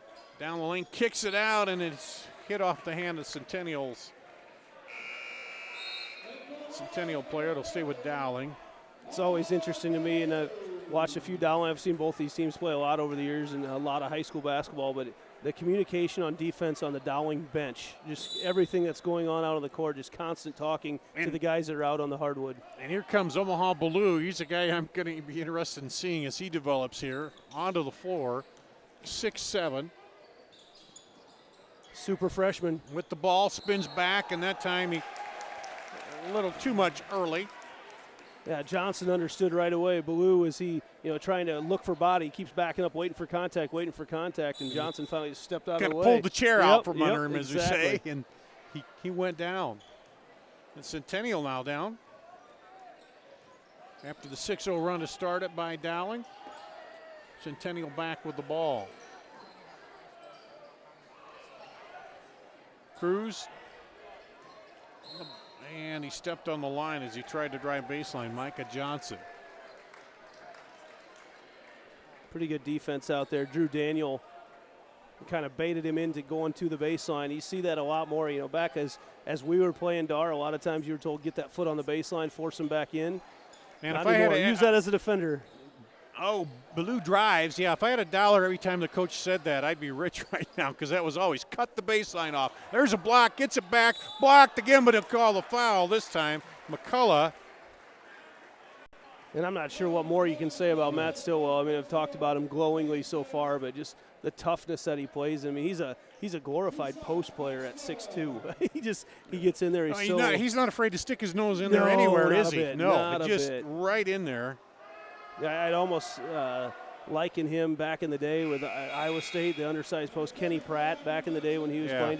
Just found a way to get the ball in the basket. And this is more now, Stillwell's more of a guard that finds his way there, but it's a mismatch as well. He's got guards on him. He can get him down low and get him in a position they're uncomfortable with defending the post. And he shoots 89% for the free throw line, hits the first one, and the second one rolls out. I jinxed him. Rebound Dowling, and trapped in the baseline. They move it around, though. Finds Stillwell for three. Rolls out, no good. And the rebound pulled down by Kelling. It was Andrew Lynch that was able to keep it alive for the Maroons. Another one of those multi-sport athletes for Dowling. Throw it over the top and looked at the three, and he gets bumped there. The foul will go against Keogh. Yeah, nice little pump fake by McAleer up top and got Keogh up in the air. First foul of the game for Dowling. Kelling will trigger it in against Ballou. That's some long arms to try to look through to get I know, it he had to throw it to the side. There's no way you're going over the top there. Kick it outside, pull up, no good. Ballou in for the rebound. That defense, though, the hands-off defense, I love it. So much for young players to learn watching these guys play. Just no hands-on at all. Drive in, looking for some help. Finally gets it away as the 5 count was going. Now over to Ballou. He tried to drive baseline, stepped on the baseline. Still, both teams trying to figure the offense a little bit out you here. can, and it's ugly. I said it was going to be ugly, but I'm enjoying. You just watch the defense. It's an art tonight watching both these teams play defense on each other. And a little pressure now, zone pressure by Dowling. They break it, get down inside. McCullough, and almost had the turnabout block there, but it's going to be a foul on Riggs. It's a great angle from McCullough coming in because he's got Riggs, coming in. There's no way he can cut him off. If Riggs, and that's what he's told over there right now, is get over and cut him off, but instead he's sliding with him along the basket. Just no way to try to block that shot without fouling him. McCullough, another one of those 80% plus, 84% free throw shooters. And again, the jinx is on tonight. Yeah, he might not want to mention that again. I'll wait for their free throw percentages until he misses 20% of his free throws. Yeah. Let's try to see how that works. Try the reverse there. And he hits the second one.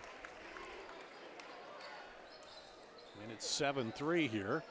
With 6 minutes or 5 minutes gone in the first quarter. Dowling.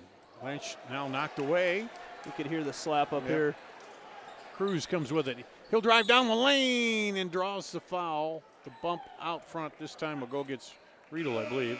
Cruz quiet so far, but that time you get him in transition. He's got the running start. They don't keep him in the half court and really able to make something happen driving it to the basket.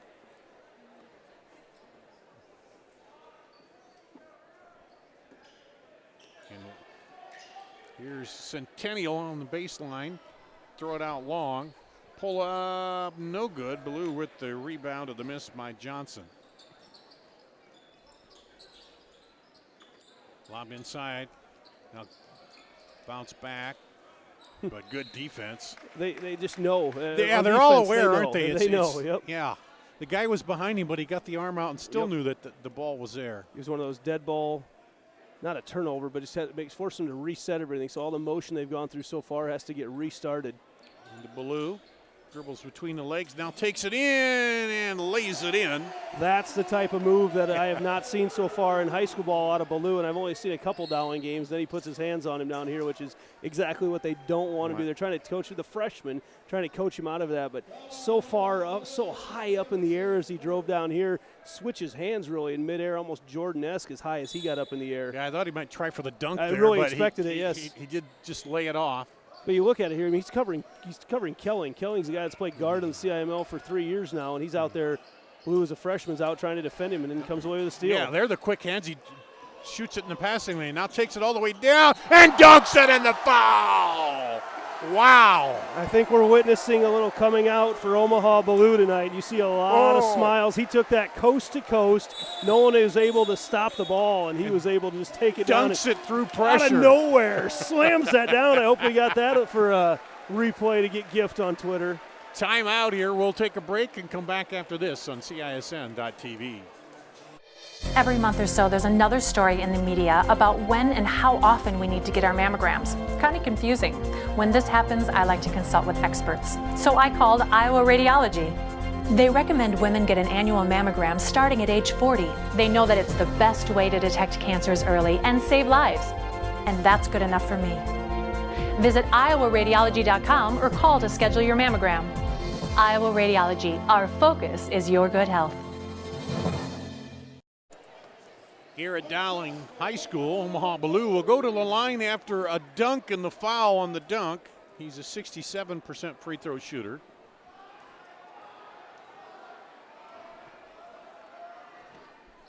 And again, I'm not going to say it anymore. I'll just wait till after they shoot and tell you what their percentage is. But really nice job by Riedel to keep that alive. Back to Ballou.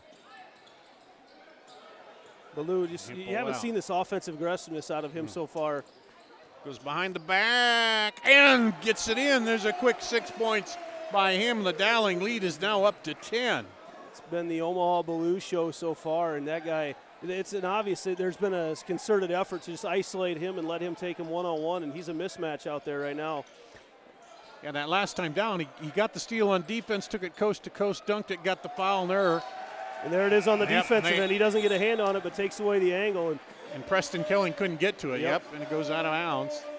Ballou gets a nice round of applause as he comes off. A big start for him, 6 points in the first quarter. Stillwell and Riggs back in there.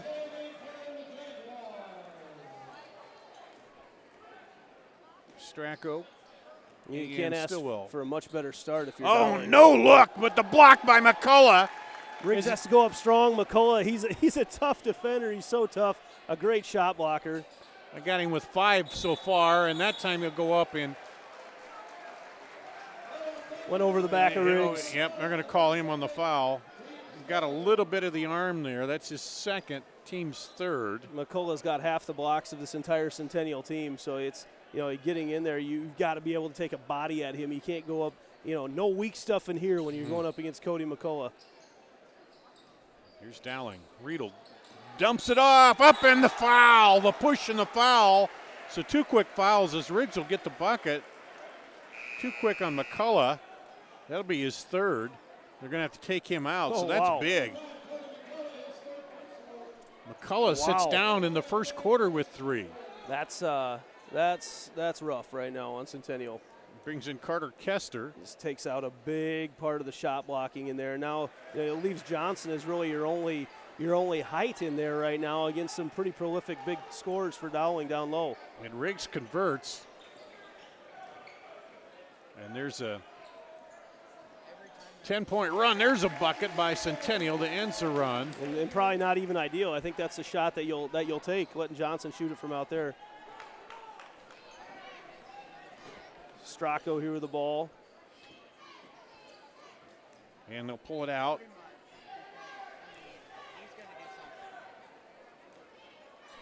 Dowling going to be content for one. They're pretty happy with this first quarter so far.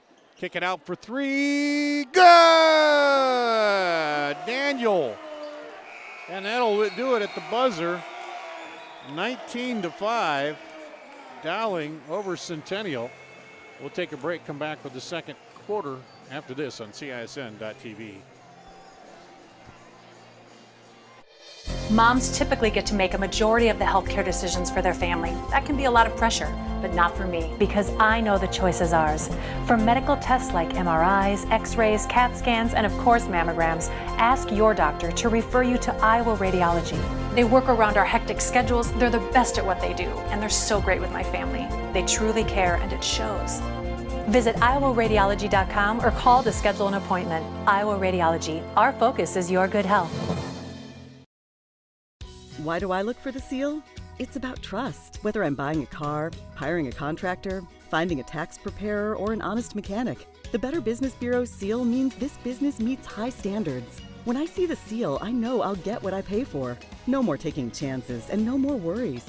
And I feel good about supporting businesses. It pays to look for yourself at bbb.org/Iowa.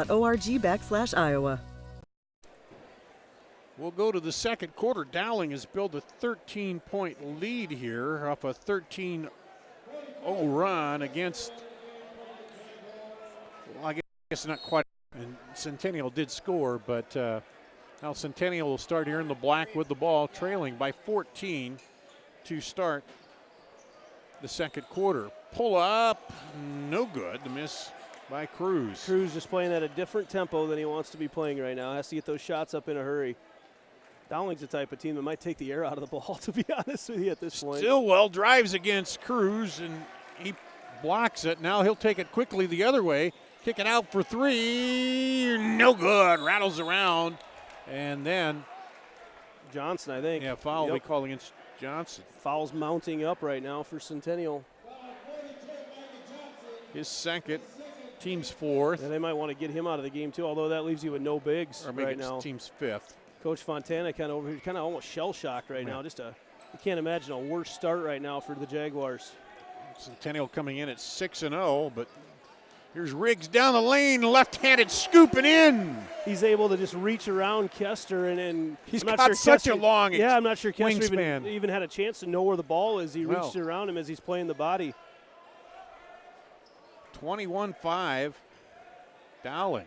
And there's not just one person going off for the Maroons. It's been three different guys scoring the points. And then you bring a guy out Blue off the bench. He scores six quick. So looked like he was getting some blood on him earlier there, Riggs, and that's the type of stuff that Coach O'Connor is trying to coach Ryan Riggs out of right there. 20 feet from the basket, he gets called for putting his hands on the defender. It's one of those things, club basketball, a lot of that you can get away with, but once you're here playing high school basketball, you got to keep your hands off, especially out there. Ben Gackler comes back in for Van Meter. And McCullough on the bench right now with foul. There's Cruz with the long Cruz able to set up that time, not hurried in his shot. Oh, great look. Quickly, Stillwell in transition. Fontana needs a timeout because right down it almost looked like he was playing tight end again. Andrew Lynch beats everybody down the court. Stillwell to Lynch, and just a wide open look for the Maroons. Let's keep it right here.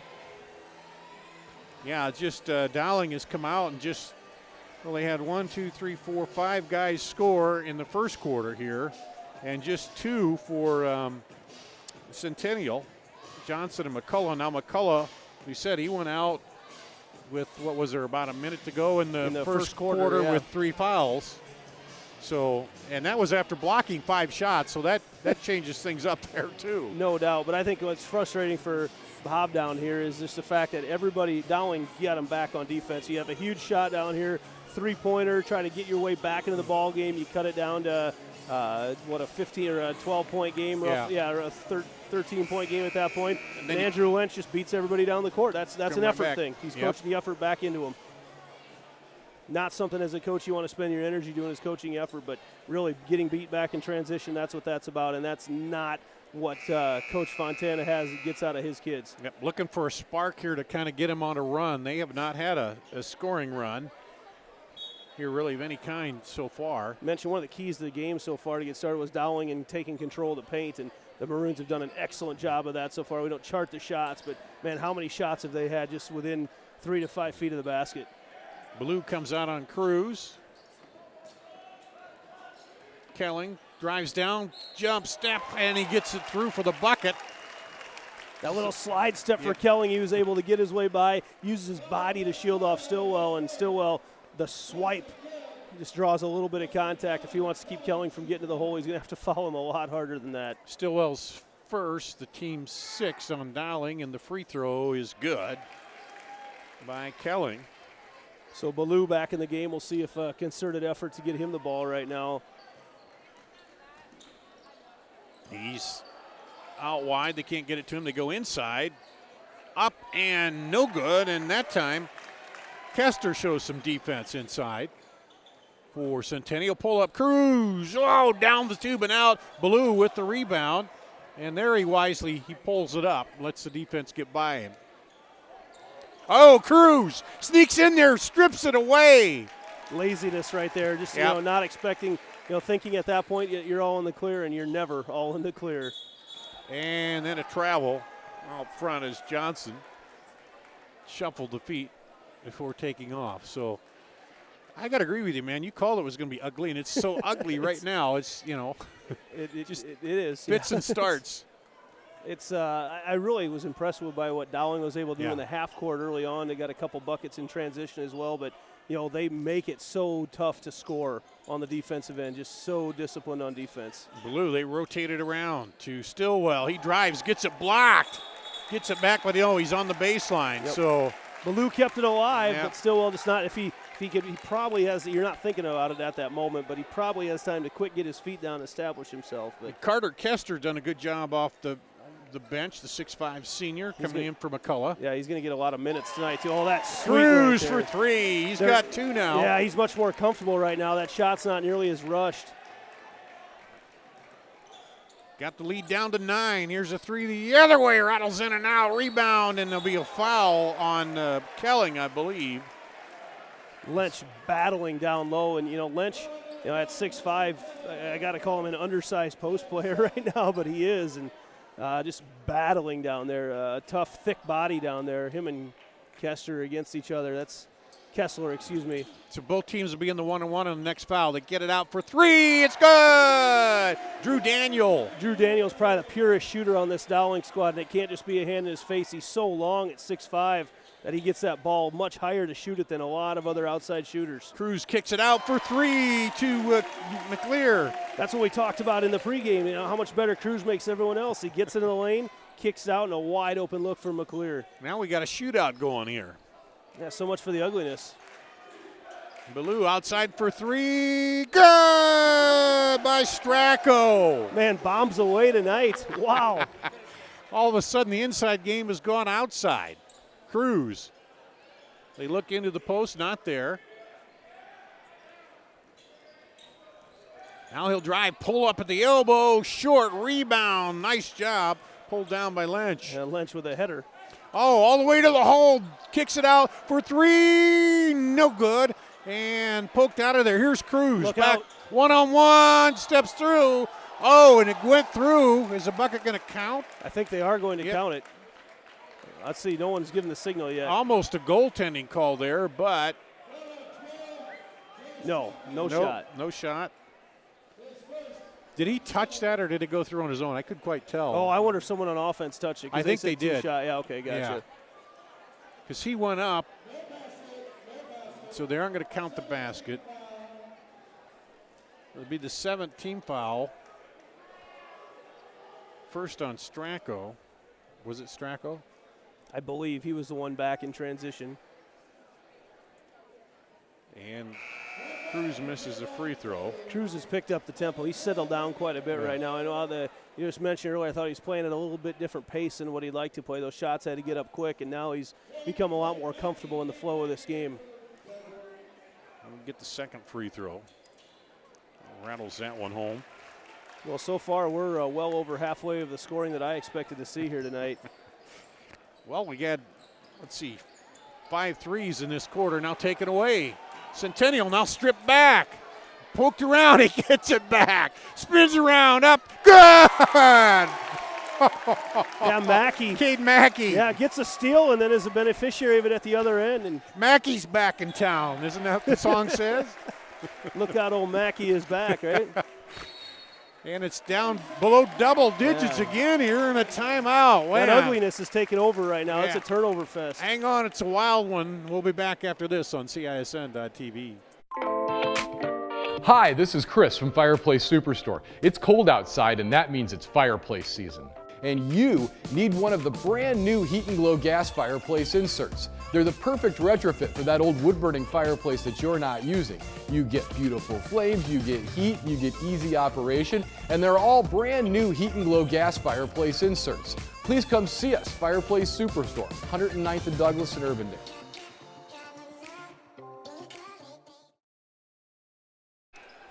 Back at Dowling High School. Been a wild back and forth ball game here. Dowling hanging on to the lead though. The Centennial's got it below double digits now. And Dowling will inbound under their own basket. Keogh bounce passes inside, knocked away.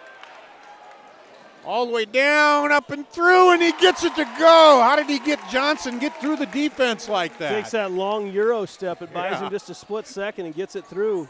Back the other way, and there's a travel call.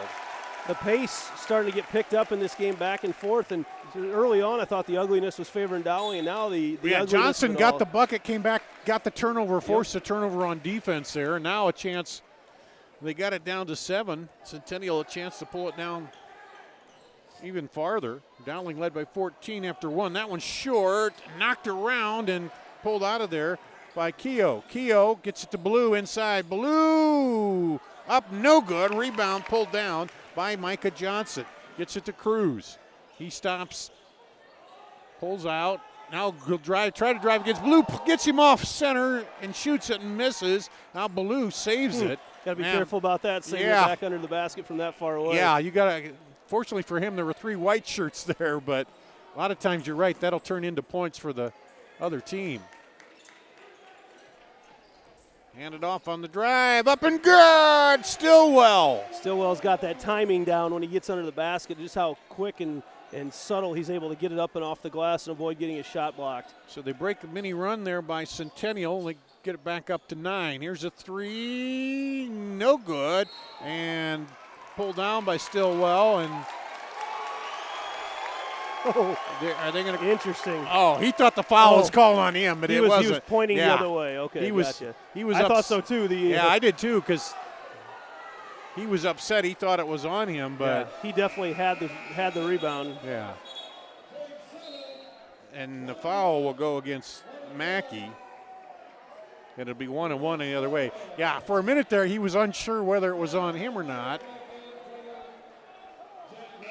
And now we'll come to the line.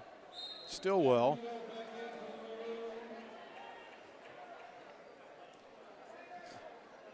Riedel back in. And looks like Baloo has some blood again. On him, yeah. To keep trainer Del Lark busy down there. Man, we've got to just take a peek around tonight. A lot of Division I football players in the house right now.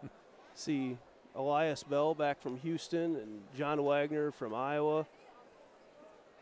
Bronte Wells from UNI. Sam Ngoli, Iowa Western, was at UNI for a little while as well. Those guys back. These were all basketball players as well, so they love watching the basketball team here at Dowling. Been treated to quite the show tonight. Very physical game, but again, nothing too out of control. It's been a fun one so far. Cleaning up some blood on the floor. You see. And there's some more back up here, I guess. Yeah, it's all over, huh? Yeah, I don't know if it was. Baloo is the culprit down there. And he's trying to figure out where it's coming from, too. I don't know. He was looking at his jersey. I didn't see any there, but. And for the officials, it gives them a chance to catch their breath here. Yeah, the tempo, the score, actually not too bad for Iowa high school basketball, but it's been the tempo of this game has been up and down. Here. So we'll get Stillwell to the line. He's 1 of 2 from the line tonight. He's got 7 points. And this is one in the bonus here. He'll get the bonus.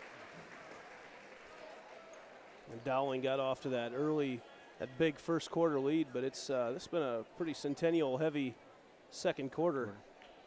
And they're doing this with McCullough on the bench. They pulled the lead though back to double digits and makes it 11 with the 2 free throws. 6 points now in the quarter for Stillwell, 9 overall on the game, and it's 33-22 Dowling.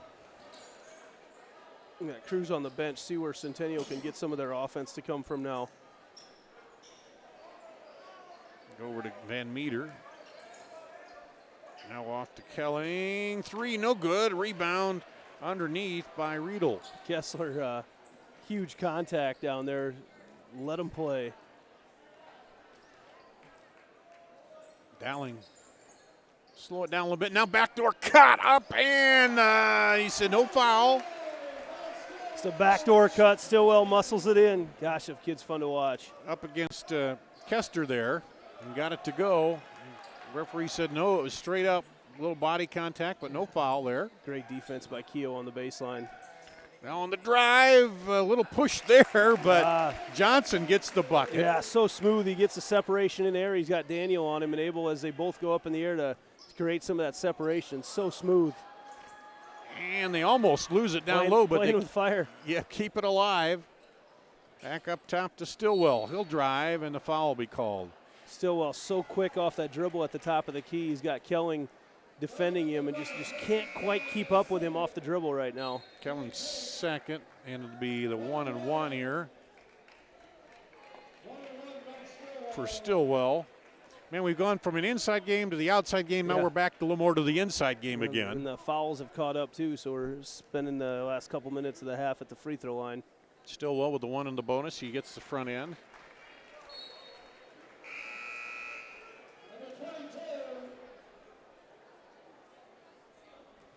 Simon Daniel wanted to check in, but we got blood again, or more blood, huh? Yeah. Someone didn't trim their fingernails before the game tonight. And so they send Kelling over, and they'll put McLear back in.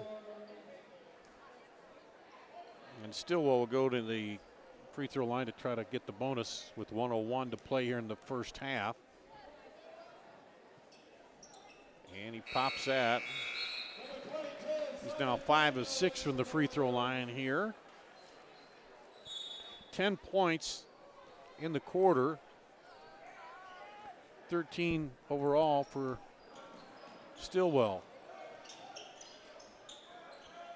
And Cruz back in for Centennial. Say Johnson will take that shot too. There's a 3 off, and the rebound comes right down to Keogh. Be curious. It'd be a long possession, but Dowling with this big lead right now at the break. See if they're content to hold for one. Nope, they're not going to be. Good drive, but they're going to wait for a good shot. That was smart. It was contested, so he pulled it out.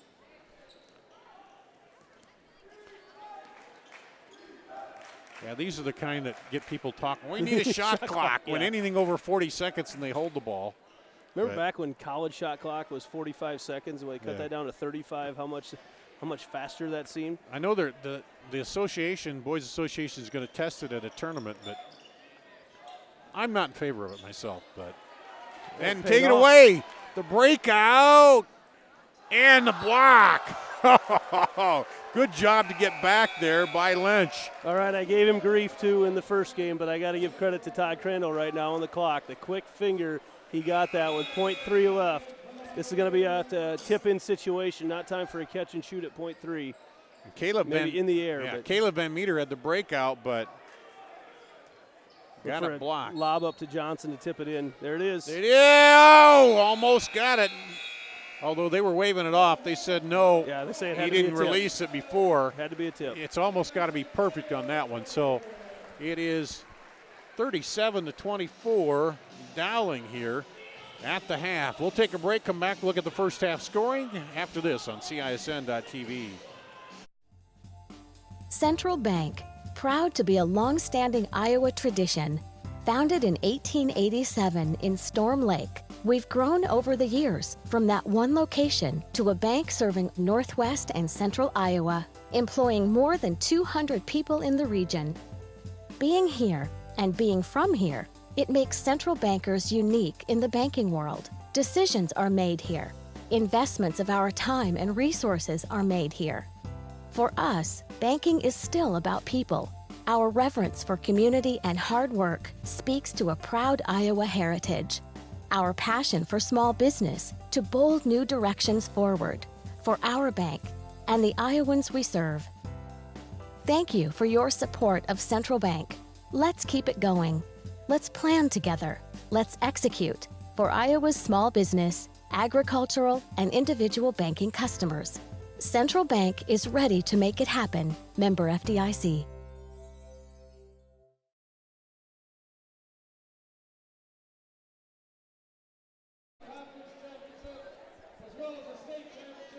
Back here at the half, let's run down the first half scoring quick here. Dowling leading 37-24. For Centennial, pretty well spread out. Jaron Cruz, 7, 6 for Micah Johnson, 3 for Cody McCullough, 3 for Preston Kelling, 3 for Colin McAclear, and 2 for Cade Mackey. For Dowling, 13 for Matt Stillwell, and 10 of those coming in the second quarter. 6 for Drew Daniels, 6 for Omaha Ballou, 7 for Ryan Riggs, and 5 for Joe Stracco.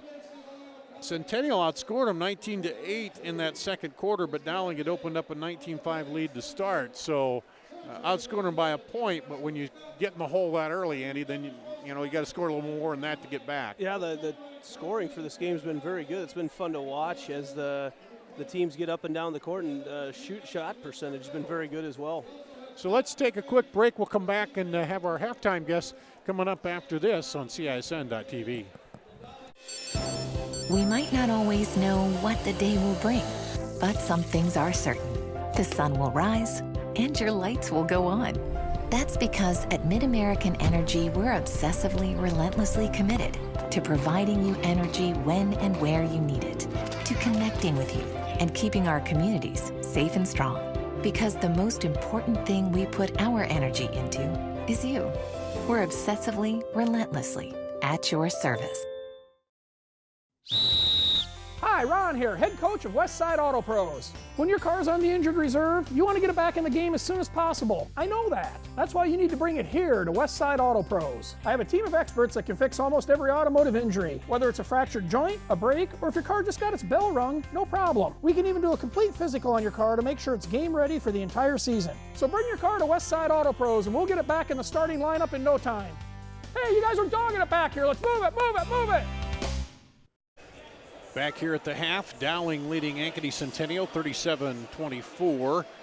Darn Danielson with you at halftime, and our halftime guest is Dan Holm of the Ankeny Fanatic. Thanks for stopping by here. And well, this boys game, has it gone how you thought it might go? Ankeny starting out 6-0 in the season, but Dowling really shot out to the lead there, didn't they? Boy, they did. Centennial kind of weathered that early run by Dowling. I thought they were going to get run out of the gym, but that was a nice response by the Jaguars, and then Dowling had a nice response as well. Outscored them by a point in that second quarter, but they got a little more run they need to get together to get back, get it even here. Yeah, they do. Centennial really struggled with some turnovers there and stopping Dowling's penetration to the hoop. So they need to clean up a few things there. Talk a little bit about your observations of that girls' ball game in the first one here that Dowling won. Well, I was really impressed with Dowling. This is the second time I've seen them. I saw them when they played over at Ankeny before the break, and I think Caitlyn Clark really has a nice supporting cast this year, probably better than last year. And you know, she does a nice job of including the other girls in the offense, and boy, they hit some big shots tonight. Yeah, and they did that, and then it seemed like Centennial had some times when they looked like they want to make a run, but they just couldn't quite get it over the top. A little tentative in the shooting a little bit there. Yeah, for sure. Cleo Murray had a big game tonight. That was 16 points. She had 12 straight points there in the first half. You know, really gave them a nice lift, but, you know, they just didn't have any other help because she had all but 3 points in the first half. Let's talk a little bit about the other side of it, the other Ankeny team. What have you seen out of them? I haven't seen them play yet this year, but what are you seeing out of those two teams, the boys and girls? Well, the boys are off to a good start. They're 5-1 going into tonight, and they have a big halftime lead tonight, so they should be 6-1. You know, they're off to a real good start, and they played their first 4 games without Braxton Bayless, you know, probably their best player. So they've, you know, they've had a good year. You know, I wasn't sure how they would do after they lost Jerron Cruz to Centennial, but it'll be interesting to see how those teams match up next week. And then as far as the girls go, you know, they've had a little bit of a rough start. They're 4-5 now. They lost to Ames tonight. But they have a real scrappy team. You know, they're going to give a lot of teams some trouble this year, I think. Talk a little bit about that. You cover both of them, and since the school split, there's been a little time now, but there's been kind of that rivalry developed within the town between the two, hasn't there? Oh, for sure. You know, a lot of people in town try to downplay the rivalry, but you can see it in the kids' eyes when they play each other that, you know, they really want to beat each other. And a lot of them are still friends because they grew up together and played ball together. But, you know, when they get out there on the court, you know, they want to beat each other. And talking with Jim Dewey, the athletic director at Waukee, they're going to be going through that coming up too. And what kind of things do you see there, or what advice would you give them as they go through that and splitting off the two schools? You know, you just have to take it for what it is. You know, like I said, some people in Ankeny tried to downplay that rivalry, and they try to not make it a rivalry, but it's almost impossible not to become one. You know, and I'm sure Waukee will discover that as well, that, you know, once those kids separate and start playing each other, you know, they're going to want to beat each other. It's only natural. So I would just say, you know, accept it for what it is. Don't try to make it something that it's not. Let's go back and talking about girls basketball. Southeast Polk and Johnston kind of, you know, they're right up there. You know, Dowling is there, but those two, have you seen those two play yet? And what do you think of them and how they match up, and as far as looking at the overall conference here? Yeah, I saw Southeast Polk earlier when they beat Centennial. I did not see Johnston their first time against Centennial. But I was really impressed with Southeast Polk. Boy, they got a nice team, you know, of course, led by Grace Larkins. And she's got a nice cast around her, some girls that can really shoot the ball. And, yeah, I can see why they're ranked, I think, second now. So yeah. They're really good. And you never know with the girls. You have like 3 or 4 of those teams in this area that are right up there, and then there's one that maybe kind of gets hot and sneaks in toward the end of the season. So we're at a point right now where it's who develops the most as we head through into January, February, right? Oh, for sure. You know, and Centennial's always a team that gets better throughout the year. You know, a lot of times they'll lose a game like to Dowling tonight, and then maybe later in the year they'll knock them off, and they just always seem to get better. So I wouldn't count them out. Coach DeYoung, he'll figure things out. What are you seeing then on the boys' side here in the Central Iowa? Well, I've really been impressed with Dowling. You know, this is the second time I've seen them too, and you know, they just have so much depth, so much balance, and when you can bring a kid like Omaha off the bench and he can do the things that he does, you know, that's a nice thing to have. Waukee going to be one of those contenders in there too, aren't they? Oh, sure. I haven't seen them yet, but I know they have those 2 juniors that, you know, are as good as anybody, and I'm looking forward to seeing them play. All right. Well, where can people find your stuff? Well, TV. You want to get stronger, faster, healthier. You want more. You want to be part of something bigger than yourself. A place for people of all ages, all walks of life, that provides opportunities for all to succeed. We do that. We're the why. Build more than muscle. Build a stronger community. Why do I look for the seal? It's about trust. Whether I'm buying a car, hiring a contractor, finding a tax preparer, or an honest mechanic, the Better Business Bureau seal means this business meets high standards. When I see the seal, I know I'll get what I pay for. No more taking chances and no more worries. And I feel good about supporting local businesses. My life is so much easier knowing I can always trust BBB accredited businesses. It pays to look for the seal. See for yourself at bbb.org/Iowa. Every month or so, there's another story in the media about when and how often we need to get our mammograms. It's kind of confusing. When this happens, I like to consult with experts. So I called Iowa Radiology. They recommend women get an annual mammogram starting at age 40. They know that it's the best way to detect cancers early and save lives. and that's good enough for me. Visit iowaradiology.com or call to schedule your mammogram. Iowa Radiology, our focus is your good health. Getting ready to start the second half here. Danielson, Andy Pollock quickly on both sides in the locker room. Centennial, what was the talk there? Continue to get your hands off on defense, and you got to figure out a way to keep Dowling out of the lane. Get your body, move your feet. Dowling so quick off the dribble, but you have to keep them out of the lane. And Dowling keep on keeping on with what you've been doing. Get into the lane. Get into the lane. That's what they're trying to do. All right, starting the second half here. Dowling with the ball there in the white, and Centennial in the dark uniforms as we get underway.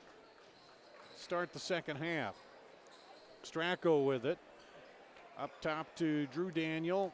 Gets it off down the lane. No good. Rebound by Riggs and put back. I think Rito was actually trying to pass it to Riggs right there. A little alley-oop look and not quite on the same page, but Riggs still. The result's the same, 2 points. Kicks it out to Cruz. Cruz drives through, and he'll draw the foul as he goes in against 3 defenders. But Rito out there on defense, he knows where his help is coming from on Cruz, forces everything into those bigs down low with Daniel and Riggs for Dowling. But, again, Cruz, a talented basketball player, finds his way to get a couple free shots from 15 feet away. And hits the first one. That gives him 8. He's averaging 16 and a half, so. Halfway there? Halfway there right now, yep. Second free throw, Cruz right through the net.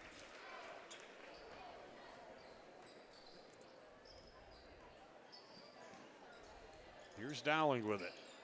Riedel throws across, Daniel over, now inside to the post. Around and just a little short there, and McCullough gets the rebound. He had to go out.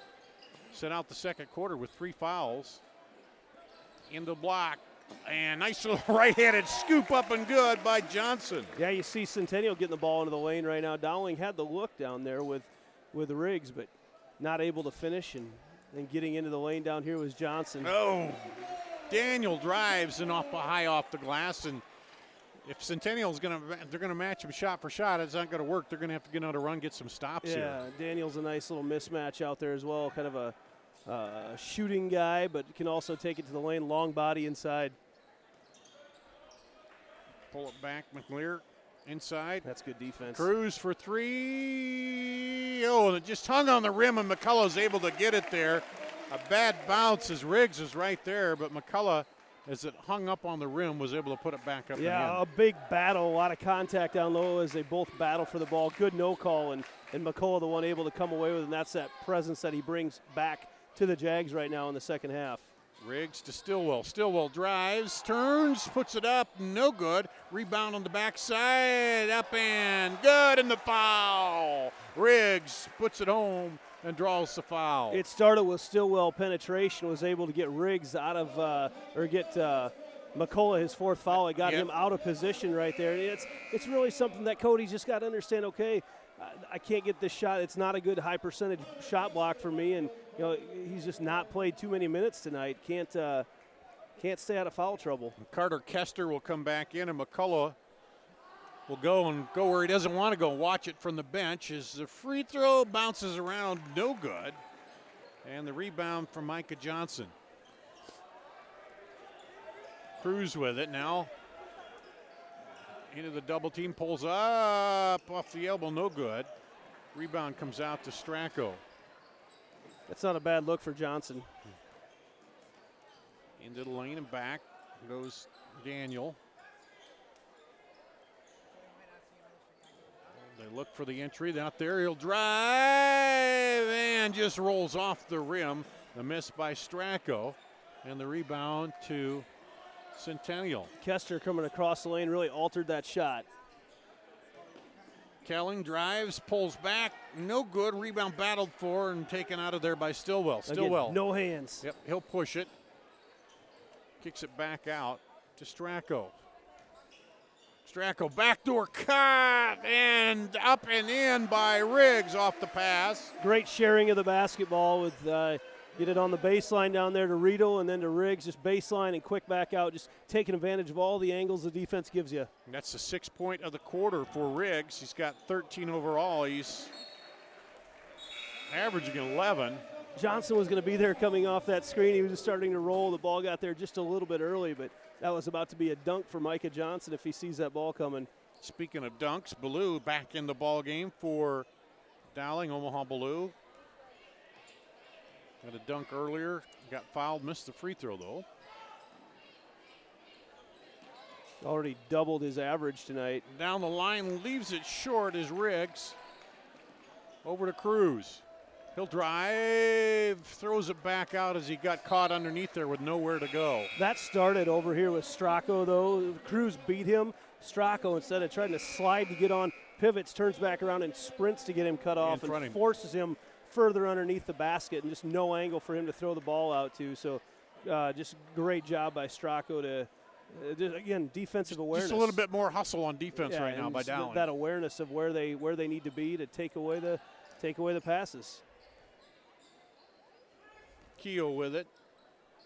Now they'll weave it up top, Ballou. Looks in against McLear. Dowling's going to be patient right now, and this is a good matchup for them right now with Keogh defended by Johnson. There they switch back. Now Centennial's where they want to be on defense. And down the lane, gets bumped. Rebound, turn around, up no good, and pulled out of there by Johnson.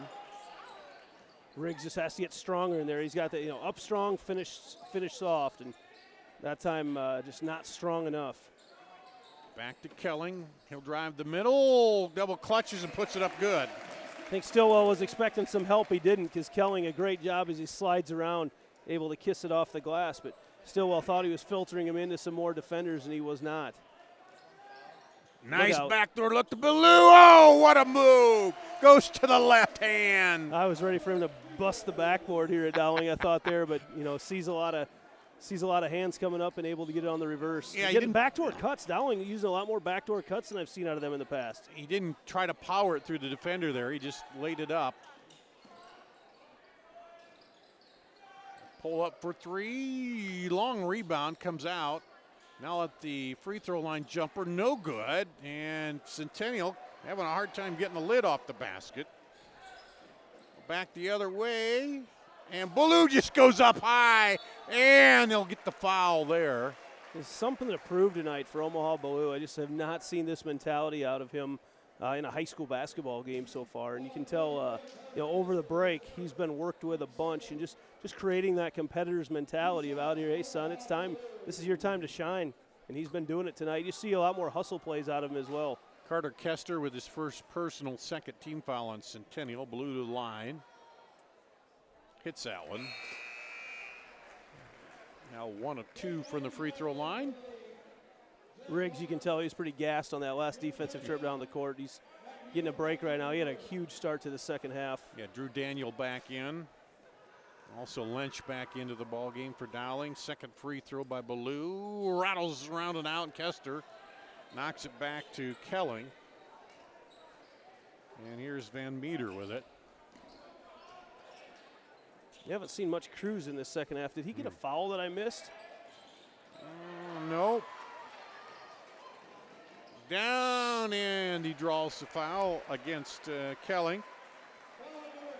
Saw the communication. Keogh, I think he was expecting to throw the ball. I think everybody was expecting to give it up to Lynch, and Keogh, kind of the stutter, brought it back up and able to get a couple free throws. That's 3 on Kelling. And 3 team fouls as Keogh drops in the free throw, and Centennial trailed by 17 at the half. They cut it down a little bit, but now it's right back up to 17 and could go to 18 here, and misses it. The rebound comes down to Kelling. So Centennial almost through the third quarter, and they haven't cut the lead down. Cruz out to McCullough's back in there with 4 personals. And there's a nice little baseline jumper by Johnson. Well, and I agree with Coach Fontana right now. I mean, you don't want to keep McCullough on the bench and let Dowling pull away in this one, so he's got him in there and got to play with it right now. He almost got another one. Oh, he took the charge. dangerous move by McCullough. He knew what he was doing. Second on Ballou, second team foul on Dowling, yeah. But you learn to play, well, at least I did with a lot of fouls. And sometimes you just, defensively, you got to back off a little bit and then try to attack offensively. That's why I stick to old man ball right now. They don't count them. Yeah. But they got to find a spark somewhere. Centennial does here. There's the three is short and taken out of there by Keogh. Out to Ballou. Right side over there to Daniel. Jump stop, gets the defender up and draws. That's 5 on McCullough. McCullough can't get off the court fast enough. Just not his night right now, and it's unfortunate because he's one of the very talented players here. He's the second and third leading scorer, averages 10 points a game, but just an early night for Cody McCullough. And that time, just some awareness of understanding you've got 4 fouls. So you're not going to block the shot there. You just want to stand there and maybe alter it. But yeah, you've got to stay out of the way at that point. And credit him too, Lentz. He knew he had the 4, so he took it right at him, got him up in the air, and he hits the free throw. Lynch, the big man, showing some touch at the free throw line. Yeah, as soon as McCullough the whistle, he's gone. He goes, I knew it, and there's no debating it. Not my night. I'm going to sit down here and.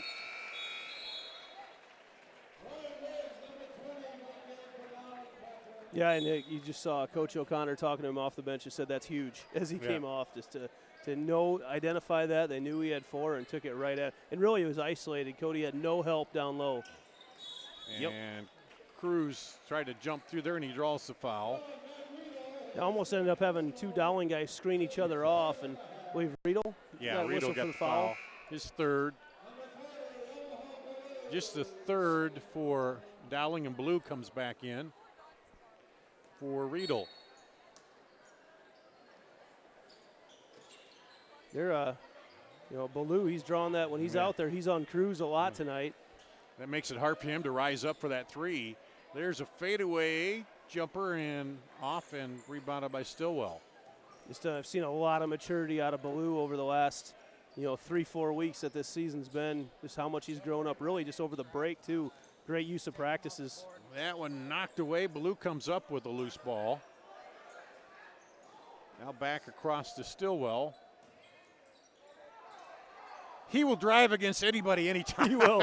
Not intimidated. And then the put back up and good by Riggs. But he recognized it because he had Johnson on him, and then Kelling was trying to defend Riggs, and that's the mismatch right there. He was able to get up close to the rim, and Riggs gets the rebound. 8 points for Riggs in the quarter, and I think he drew the foul right there. Heard the slap as he came across on the help defense.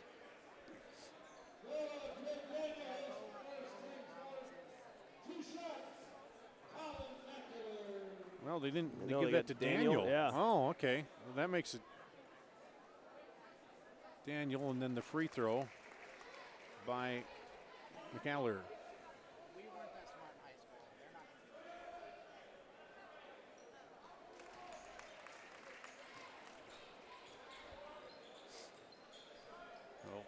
Winding down in the third quarter, Dowling's maintained the lead of 17 that they had at the half.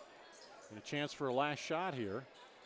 Into Ballou. Ballou steps through, and he'll draw the foul on much to the chagrin of the Centennial fans. McAleer, they wanted the offensive, but it was a big mismatch. It's the right call. I'd probably go with a no call in that situation because. And now they go to the travel. Yep. No, I'd probably go with a no call in that situation. Not sure it affected the play a whole lot. Yeah, because early on there, and there wasn't, early on that kind of contact, they didn't call anything. And it wasn't a charge, and I'm not sure you go as far, but as it being a foul either, I don't know. That's a tough call.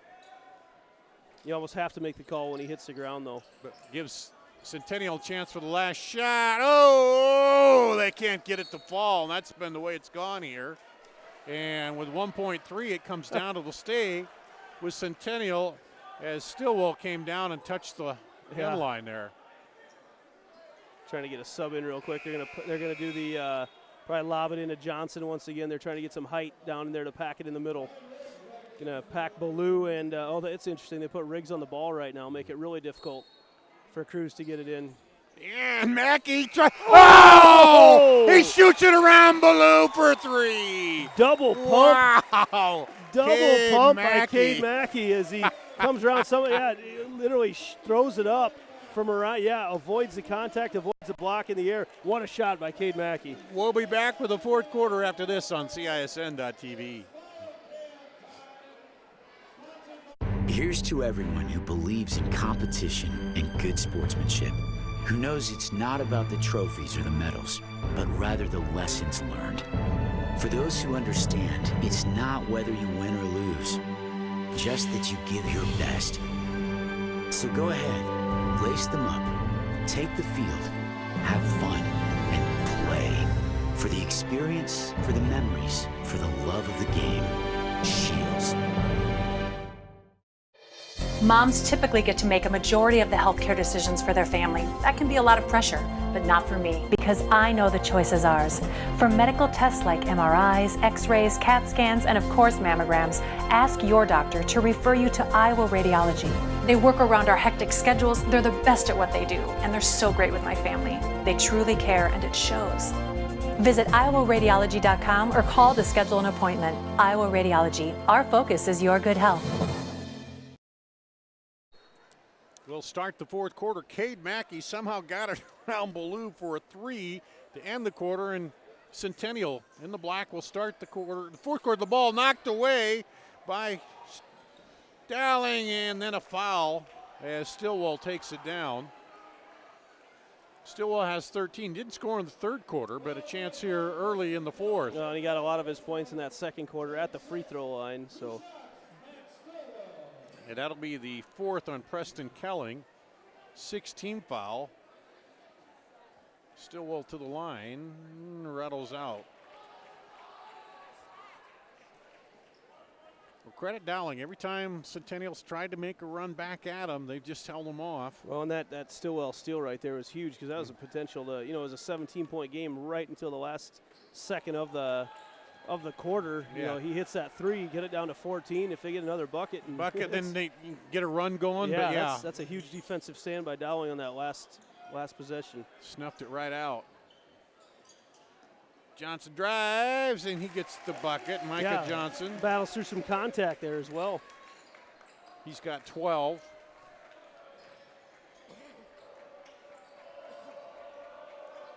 Centennial trying to chip their way back into this game. But Dowling content to take their time here, and then they want a timeout. Michael Cotter calls the timeout. We'll keep it here? Yeah, we'll keep it here. So, Coach Fontana, what's he trying to draw up there, Andy? Well, right now you want to extend your pressure a little bit more. Again, it comes back. You're not panicking. You're not fouling right now or anything like that. But you just want to make your guys understand that we've got to force the issue a little bit more on defense. And in Iowa high school basketball or high school basketball in general with no shot clock, those 45-second possessions can make this game get over in a hurry. So you just want to force the issue a little bit more on defense, but stay disciplined and understand where you're supposed to be once they get into their offense. Not coaching up as much offense right now as you are defense, because it doesn't matter if you can score if you can't get the stops. So here's Dowling. They'll take it in out of the timeout. Stillwell. Throw it over the top to Stracco. Now inside. Riggs. To Daniel. Back out for 3. No good, but the long rebound comes out to Riggs. There's that rebounding. Yep. Yeah, you see Centennial extending the defense now in a half-court trap. There's a 3 off, no good. A rebound comes down to Cruz.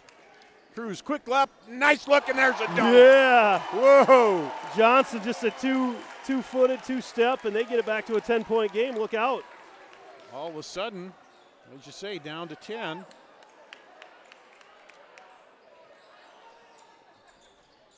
Inside, runner short row. It comes out long, back up again, and this time Riggs drops it down. Yeah, Riggs just wills it over the front edge of that hoop. First one left a little short, and the second one he got to go over. Too many shots from too close. Oh, there's the drive and the bucket by Kelly. Yeah, when you've got Stracco back there as your rim protector, that's a good mismatch for the Jags. Down to 10. Centennial needs a few stops here defensively. If you're Dowling, you don't settle for threes here. That's that one there, it's been all threes here lately. But when you're getting rebounds, it doesn't matter. Yeah, they got to not settle for 3-pointers. You're going to get those. Yep, Centennial's not rebounded very well. Not good look inside. Oh! To the right hand and gets it up. That's Riggs. In midair, switches away, battles through the contact, and lays it in. Lead back to 12. Cruz leaves the three short and pulled down by Stillwell. It kind of killed, I think, some momentum that Centennial had. Stracco now comes in. Centennial, as you say, they've extended out half defense, but Dowling doing a good job of passing and cutting. Yeah, no reason to settle for 3-pointers right now if you're Dowling. Inside to Riggs. Now down the baseline, up and good by Riedel. Yeah, it's tough on that defense right now because they're trying to extend everything up. They don't have their shot blocker in the game. It's a very easy look for the Maroons. They've held off the run there. Got it back up to 14, and there's a foul on the three-point shot. Stracco on the closeout. A little too tough.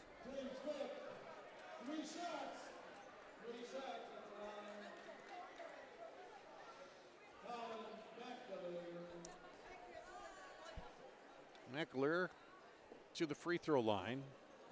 It's his only other 2 attempts tonight. He'll get 3 here and pops it. 57% shooter. He's got a 3 and 2 free throws. Looks like Derek Smith set to check in for Centennial, and I'm guessing this appearance that he's making right now is in there to create some defensive havoc, and if he fouls, oh well. I'm guessing that's what he's been told right now.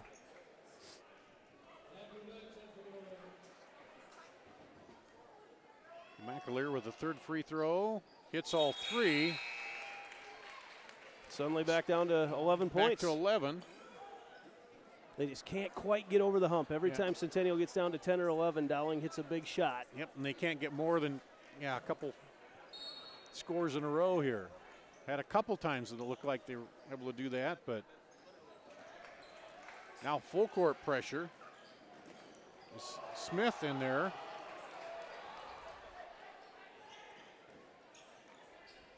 Trying to follow them all over the place. Inside, and the foul will be called, I think, on Johnson. Yeah, you know who's having a field day right now in this extended defense is Ryan Riggs. Because as everything's up there, it's just one-on-one for him down low, and he's just so long, so smooth around the basket. Get himself a lot of great looks. 2 shots for Riggs, but it'll be the 1-and-1 on any non-shooting fouls from here on out. He hits the bucket. There's 20 points even for Riggs on the night. Big night for him. That's if he hits this, he'll double up his average, averaging 11. It's got to be close to a career high for him. There's 22 in the books. And that lead back up to 13. Cruz kicks it out. Oh, looked at the 3, decided not to. Was Van Meter. Now on the drive, gets it blocked. Riggs blocks it off of Johnson.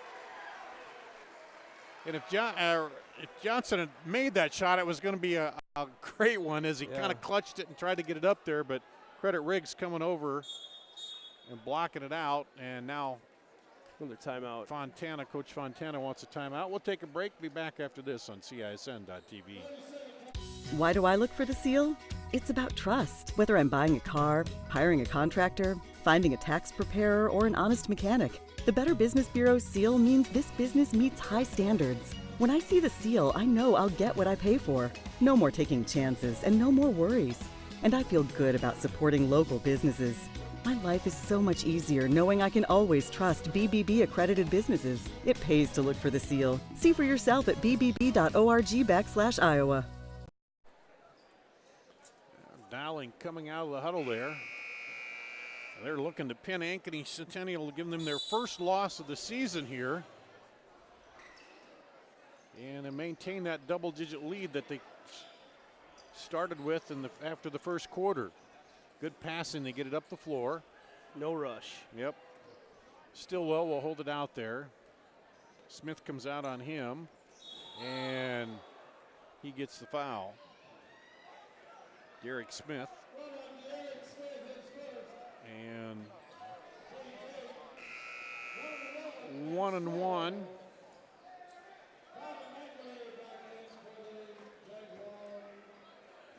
Stillwell go to the line.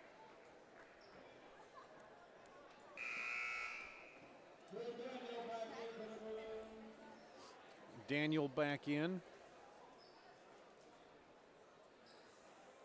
And he's given a few instructions on what they want to see after the free throws. I communicated a different play to everybody. I'm not sure what something's going to be different right now. I can't imagine they're going to change things up too much defensively. Dowling as a team came in averaging 54 points a game. They're going to be well eclipsed that tonight. And so we'll get the bonus here, Stillwell. Looking for point number 15. He hits it, he averages 9, so he's above his average, as is Riggs. Blue, way above his average. Back to Cruz, he directs traffic there. Now halfway through the fourth quarter. Because Centennial will have another run left in them. For three, no good, and the rebound right there to Riggs. Yeah, I'll be curious. Riggs, we talked about all his points tonight, but he has been cleaning up the glass. Every rebound is his. And that one somehow dribbles through, and they'll kick it back outside to Stracco. Stillwell now almost got trapped in the corner, but throws it over the top.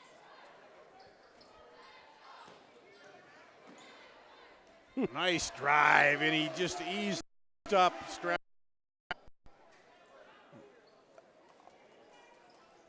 By did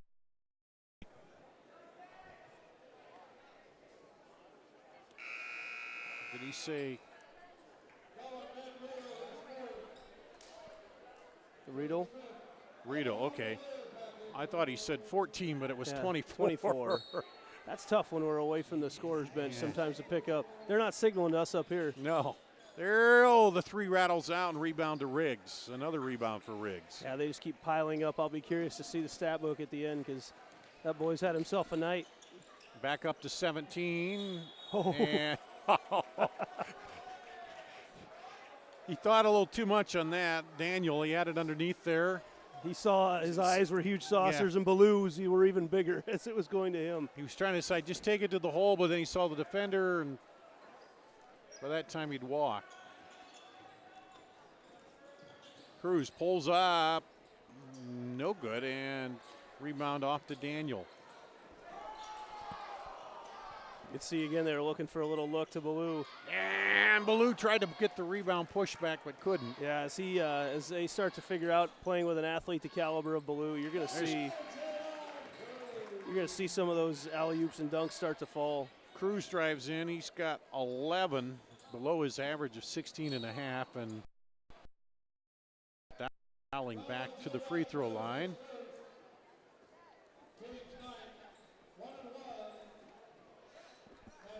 Nine fouls, so the next one will be the double bonus from here on out.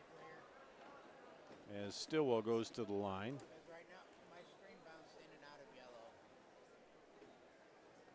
Leaves it short. Huge contingent of Centennial fans that were here tonight starting to slowly make their way towards the exhibits, but man, a lot of them came down from the north side of Ankeny tonight to watch this second-ranked team in the state of Iowa. Yeah. And they're a couple shots fall early on. McCullough fouls out early. Oh, and he was thinking about going up hard with that, Daniel, but lost it again. And, well, as you know, it's not going undefeated isn't the thing, but it's what you do after a loss sometimes. Absolutely. How you respond from that will depend on what happens here as Cruz gets the foul, I think. So this will, barring a major miracle here in the final 137, be the first loss for Centennial. And how they respond will determine, how things go from here.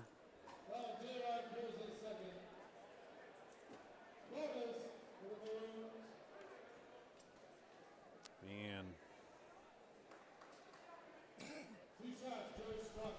Joe Stracco to the line to shoot 2 now with the 10 fouls.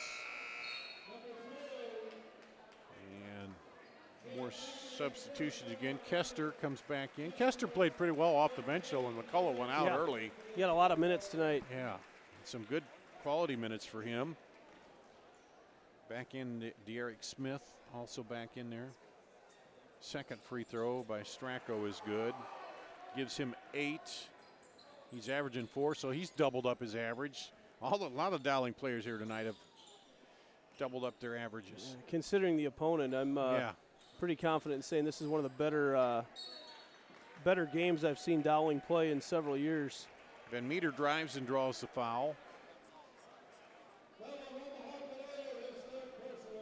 Ballou with his 3rd, 7th, but it's a shooting foul, so Van Meter will get 2 anyway.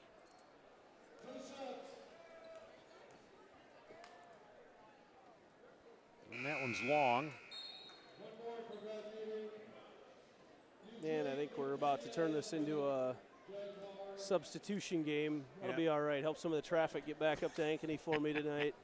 Eugene McKenna in for Centennial. The second free throw good by Van Meter. And I got to stand up a minute. Yeah. I've been sitting a long time. They didn't give me the cushy office chair that you usually get. I was ready to sneak one of those chairs up that they sit on down on the bench. Those look all nice and comfy. Look for a Dowling timeout here, I would guess, pretty soon to get some substitutions in as they. Yeah, they're lining up there. Yep, here it is. And there it is. And Simon Daniel in, Adam Bielzik in, Mickey Chase in. Let's see.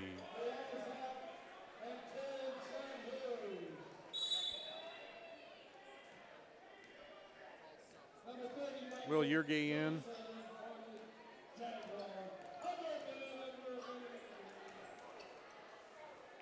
There's a 3, long rebound, put back up and good. Yergay.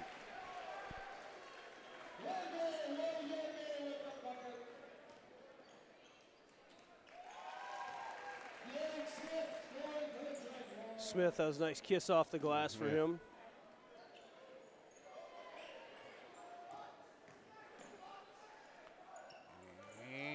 Rebound pulled down by Mikey Chase. Smith showing a few moves there. Crossover, pull up, no good. Rebound tied up. And it'll go to Dowling. Get Gretzky in.